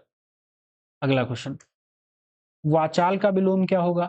तो वाचाल का जो विलोम होगा वो आपका मुखर होगा, सॉरी, मुखर और वाचाल एक ही चीज है, सॉरी, मुखर और वाचाल एक ही है, इनका जो विलोम होगा वो मूक होगा। कंफ्यूज हो गए थे, इनका जो विलोम होगा वो का मूक होगा। विरह का विलोम क्या है? ठीक है, विरह का विलोम क्या विच्छोह है? ये एक ही चीज है, इनका जो विलोम आपका होगा वो मिलन होगा। अव्यवस्था का विलोम क्या है? तो अव्यवस्था और कुव्यवस्था एक ही चीज है आपका, एक ही चीज है, इनका जो विलोम होगा वो व्यवस्था होगा। दुर्बल, दुर्बल और निर्बल एक ही चीज है, इनका जो विलोम होगा वो होगा आपका सबल। तो इसमें क्या थे? त्रिपुण है, सभी त्रिपुण है, तो ऑप्शन इसका डी हो जाएगा, सभी त्रिपुण थे। अगला क्वेश्चन, भीरु शब्द का सही विलोम। भीरु शब्द का विलोम जो होगा वो साहसी होगा। स्वामी शब्द का सही विलोम क्या होगा? तो स्वामी शब्द का जो सही विलोम होगा दास भी होगा, सेवक भी होगा, भृत्य भी होगा, तो ऑप्शन डी इसका सही सभी से है। ठीक है, ग्रथित का विलोम क्या होगा? तो ग्रहित का विलोम होगा विकीर्ण। विकास का विलोम क्या होगा? तो विकास का होगा ह्रास, ऑप्शन डी। चलिए, निम्नलिखित शब्दों में कौन सा एक तत्भव शब्द है? इसमें बताना है कौन सा एक आपका तत्भव शब्द है, तत्भव आपका कौन सा है। चलिए देख लेते हैं, एक बेमेल बताना है, कौन सा बेमेल है। ठीक है, बेमेल, तो ग्वाल, ठीक है, ग्वाल किसका होगा? एक मिनट, अरे सॉरी कंफ्यूज हो गए, 151 क्वेश्चन नंबर है, ये है कौन सा एक तत्भव है। ठीक है, यहाँ पे आ गए, ये बाद में देखेंगे, पहले इसका क्वेश्चन देख लेते हैं आंसर। तो इसमें क्या है आपका, कौन सा है? तो जो डयोडा है, ठीक है, डयोडा, डयोडा जो है वो तत्भव शब्द है, तो ऑप्शन डी इसका डयोडा जो है तत्भव है। इसका जो होगा दयर्द, इसका तत्सम होगा। चलिए, इसमें बताना है तत्भव तत्सम युग्मों में से कौन सा एक बेमेल है। कौन सा बेमेल हो जाएगा आपका? निर्दर का निडर आपका बेमेल है। में क्या है, ये इधर है तत्भव तत्सम, तत्सम तत्भव दिए गए हैं, मतलब इधर आपका तत्सम है, इधर आपका तत्भव है, बाकी सभी तत्भव तत्सम दिए हैं। चलिए, पल्लव निम्नलिखित में से किसका तत्सम है? पल्लव किसका तत्सम है? तो पल्ला का है, ऑप्शन सी। इसमें एक तत्भव बताना है, कौन सा एक तत्भव है? तो बीन जो है वो तत्भव है, बीन। बीन किसका होता है? बीड़ा का। अगला क्वेश्चन, खिचड़ी का तत्सम रूप क्या है? खिचड़ी, खिचड़ी का जो तत्सम रूप होगा क्रशर होगा, क्रशर, ऑप्शन सी। चलिए, अगला क्वेश्चन, निम्नलिखित में से कौन सा एक तत्सम शब्द है? इसमें कौन सा तत्सम है? 56 नंबर तत्सम आपका हो जाएगा ईंधन, ईंधन। ठीक है, ईंधन जो है ईंधन का तत्सम रूप है। यात किसका तत्सम रूप है? यात जो है वो जाना का है, किसका है? जाना का, ऑप्शन बी। इसमें बताना है कौन सा एक तत्सम के रूप में सभी सही हैं। तो इसमें कौन से होंगे? तो मतसर, भाद्रपद, वामन और पासिका सभी आपके तत्सम है। निम्नलिखित में से एक तत्सम शब्द है। कौन सा एक तत्सम शब्द है इसमें बताना है। तो आपका उद्गत जो है वो तत्सम है। चलिए अगला क्वेश्चन है 160। निम्नलिखित में से तत्भव तत्सम की दृष्टि से अशुद्ध बताना है। तो इसमें तत्सम, तत्भव, तत्भव तो तत्सम की दृष्टि से अशुद्ध है। ये तो आपका शुद्ध है, तत्भव एक तरफ है तत्सम, ये भी आपका शुद्ध है, ये भी आपका शुद्ध है, ये लेकिन अशुद्ध है। क्या है? ये आपका अशुद्ध है। मतलब ध्वनि जो है वो तत्सम है, धुन जो है तत्भव है। चलिए अहनिर्स निम्नलिखित में से किसका पर्यायवाची है? पर्यायवाची शब्द देखेंगे किसका है। तो ये नित्य का पर्यायवाची है। किसका है? नित्य का। निम्नलिखित में से कौन सा एक विष्णु शब्द का पर्यायवाची नहीं है? इसमें कौन सा विष्णु शब्द का पर्यायवाची नहीं है बताना है। तो ऑप्शन सी विरंच। विरंच जो है वो ब्रह्मा जी का पर्यायवाची है, बाकी सभी विष्णु जी के पर्यायवाची हैं। अच्युत, माधव, चक्रपाण सभी विष्णु जी के पर्यायवाची हैं। चलिए अगला क्वेश्चन। शशक निम्नलिखित में से किसका पर्यायवाची है? शशक जो पर्यायवाची है वो खरगोश का है। किसका है? खरगोश का। चलिए अगला क्वेश्चन। निम्नलिखित पर्यायवाची युग्मों में से कौन सा एक बेमेल शब्द है? कौन सा बेमेल है? तो आपका इंद्र पिसुन, ये गलत है। पिसुन किसका होता है? पिसुन तो पिसुन होता है चुगलखोर का। चलिए अगला क्वेश्चन, तो इसमें डी हो जाएगा शब्द। ठीक है। पौलसत से निम्नलिखित में से किसके पर्यायवाची हेतु प्रयुक्त नहीं होता है? किसके लिए प्रयुक्त नहीं होता है? तो ऑप्शन क्या हो जाएगा इसमें? ऑप्शन डी स्वर्ण के लिए प्रयुक्त नहीं होता है। चलिए अगला क्वेश्चन। निम्नलिखित विकल्पों में से कौन एक पर्यायवाची की दृष्टि से सही नहीं है? पर्यायवाची की दृष्टि से कौन सा सही नहीं है? तो आपका रतीश, मंजात, कपोत, रक्तलोचन ये सही नहीं है। सतीश, रतीश, रतीश और मंजात ये दोनों कामदेव के हैं। सॉरी, कामदेव के हैं। और कपोत और रक्तलोचने कबूतर के हैं। पर्यायवाची की दृष्टि से एक वर्ग शुद्ध है। कौन सा वर्ग शुद्ध है? तो आपका तोयद, पयोदर, नीरद ये सभी आपके शुद्ध हैं। चलिए भूसुर, भूदेव, महीसुर इत्यादि निम्नलिखित में से किसके पर्यायवाची हैं? तो किसके पर्यायवाची हैं? तो ब्राह्मण के पर्यायवाची हैं, भूसुर, भूदेव और महीसुर। अगला क्वेश्चन है निम्नलिखित में से कौन एक जानकी का पर्यायवाची शब्द नहीं है? तो जानकी का पर्यायवाची कौन सा नहीं है? तो चपला जो है वो जानकी का नहीं है। चपला शब्द दामिनी का पर्यायवाची है। अगला क्वेश्चन है निम्नलिखित पर्यायवाची शब्दों में से कौन एक भिन्न है? कौन सा एक भिन्न है? गाच्छ भिन्न है। गाच्छ जो होता है वो वृक्ष का होता है। सूर्य जिस पर्वत के पीछे निकलता है वाक्यांश के लिए एक शब्द क्या होगा? वाक्यांश के लिए एक शब्द क्या होगा? तो उदयाचल होगा, उदयाचल। क्षिप्रहस्त शब्द, क्षिप्रहस्त का तात्पर्य निम्नलिखित में से किसके साथ है? क्षिप्रहस्त का शब्द है जिसका हाथ बहुत तेज चलता हो। निम्नलिखित युग्मों में से कौन सा एक बेमेल है? कौन सा एक बेमेल है आपका? तो ऑप्शन डी हो जाएगा जिसकी जड़ या आधार का पता ना हो उसे दुर्जेय नहीं कहते हैं। क्या कहते हैं? निर्मूल कहते हैं। निर्मूल। जो अधिक समय तक जीवित रहने के इच्छुक हों उसे क्या कहते हैं? जिजीविषु। चलिए अगला क्वेश्चन। इसमें बताना है कौन सा एक बेमेल है? जिसका जन्म शूद्र वर्ण में हो उसे शोषित नहीं कहते हैं, उसे एक क्या कहते हैं? अंत्यज। अंत्यज। जो अवैध संतान हो उसे जारज कहते हैं। गोद लिया हुआ पुत्र दत्तक कहते हैं। ऊंचे कुल में जन्म लिया हुआ तो कुलीन कहते हैं। प्रताड़ित शब्द है तो उचित व्याख्यान खंड क्या होगा? तो क्या होगा आपका? प्रताड़ित। प्रताड़ित के लिए जिसकी ठगी की गई हो। ऑप्शन ए, जिसकी ठगी की गई हो। अनागत शब्द के लिए क्या होगा? अनागत के लिए जो नहीं आता है। Option A. इसमें वाक्यांश के लिए बताना है कौन सा एक है। करने की इच्छा क्या होता है? चिकीर्षा। जिसे मोल लिया गया हो कीर्त, वेगपूर्ण गमन करने वाला तुरंग, गद्य पद्य मिश्रित होता है चंपू। तो ऑप्शन क्या इसका करेक्ट हो जाएगा? ए करेक्ट हो जाएगा।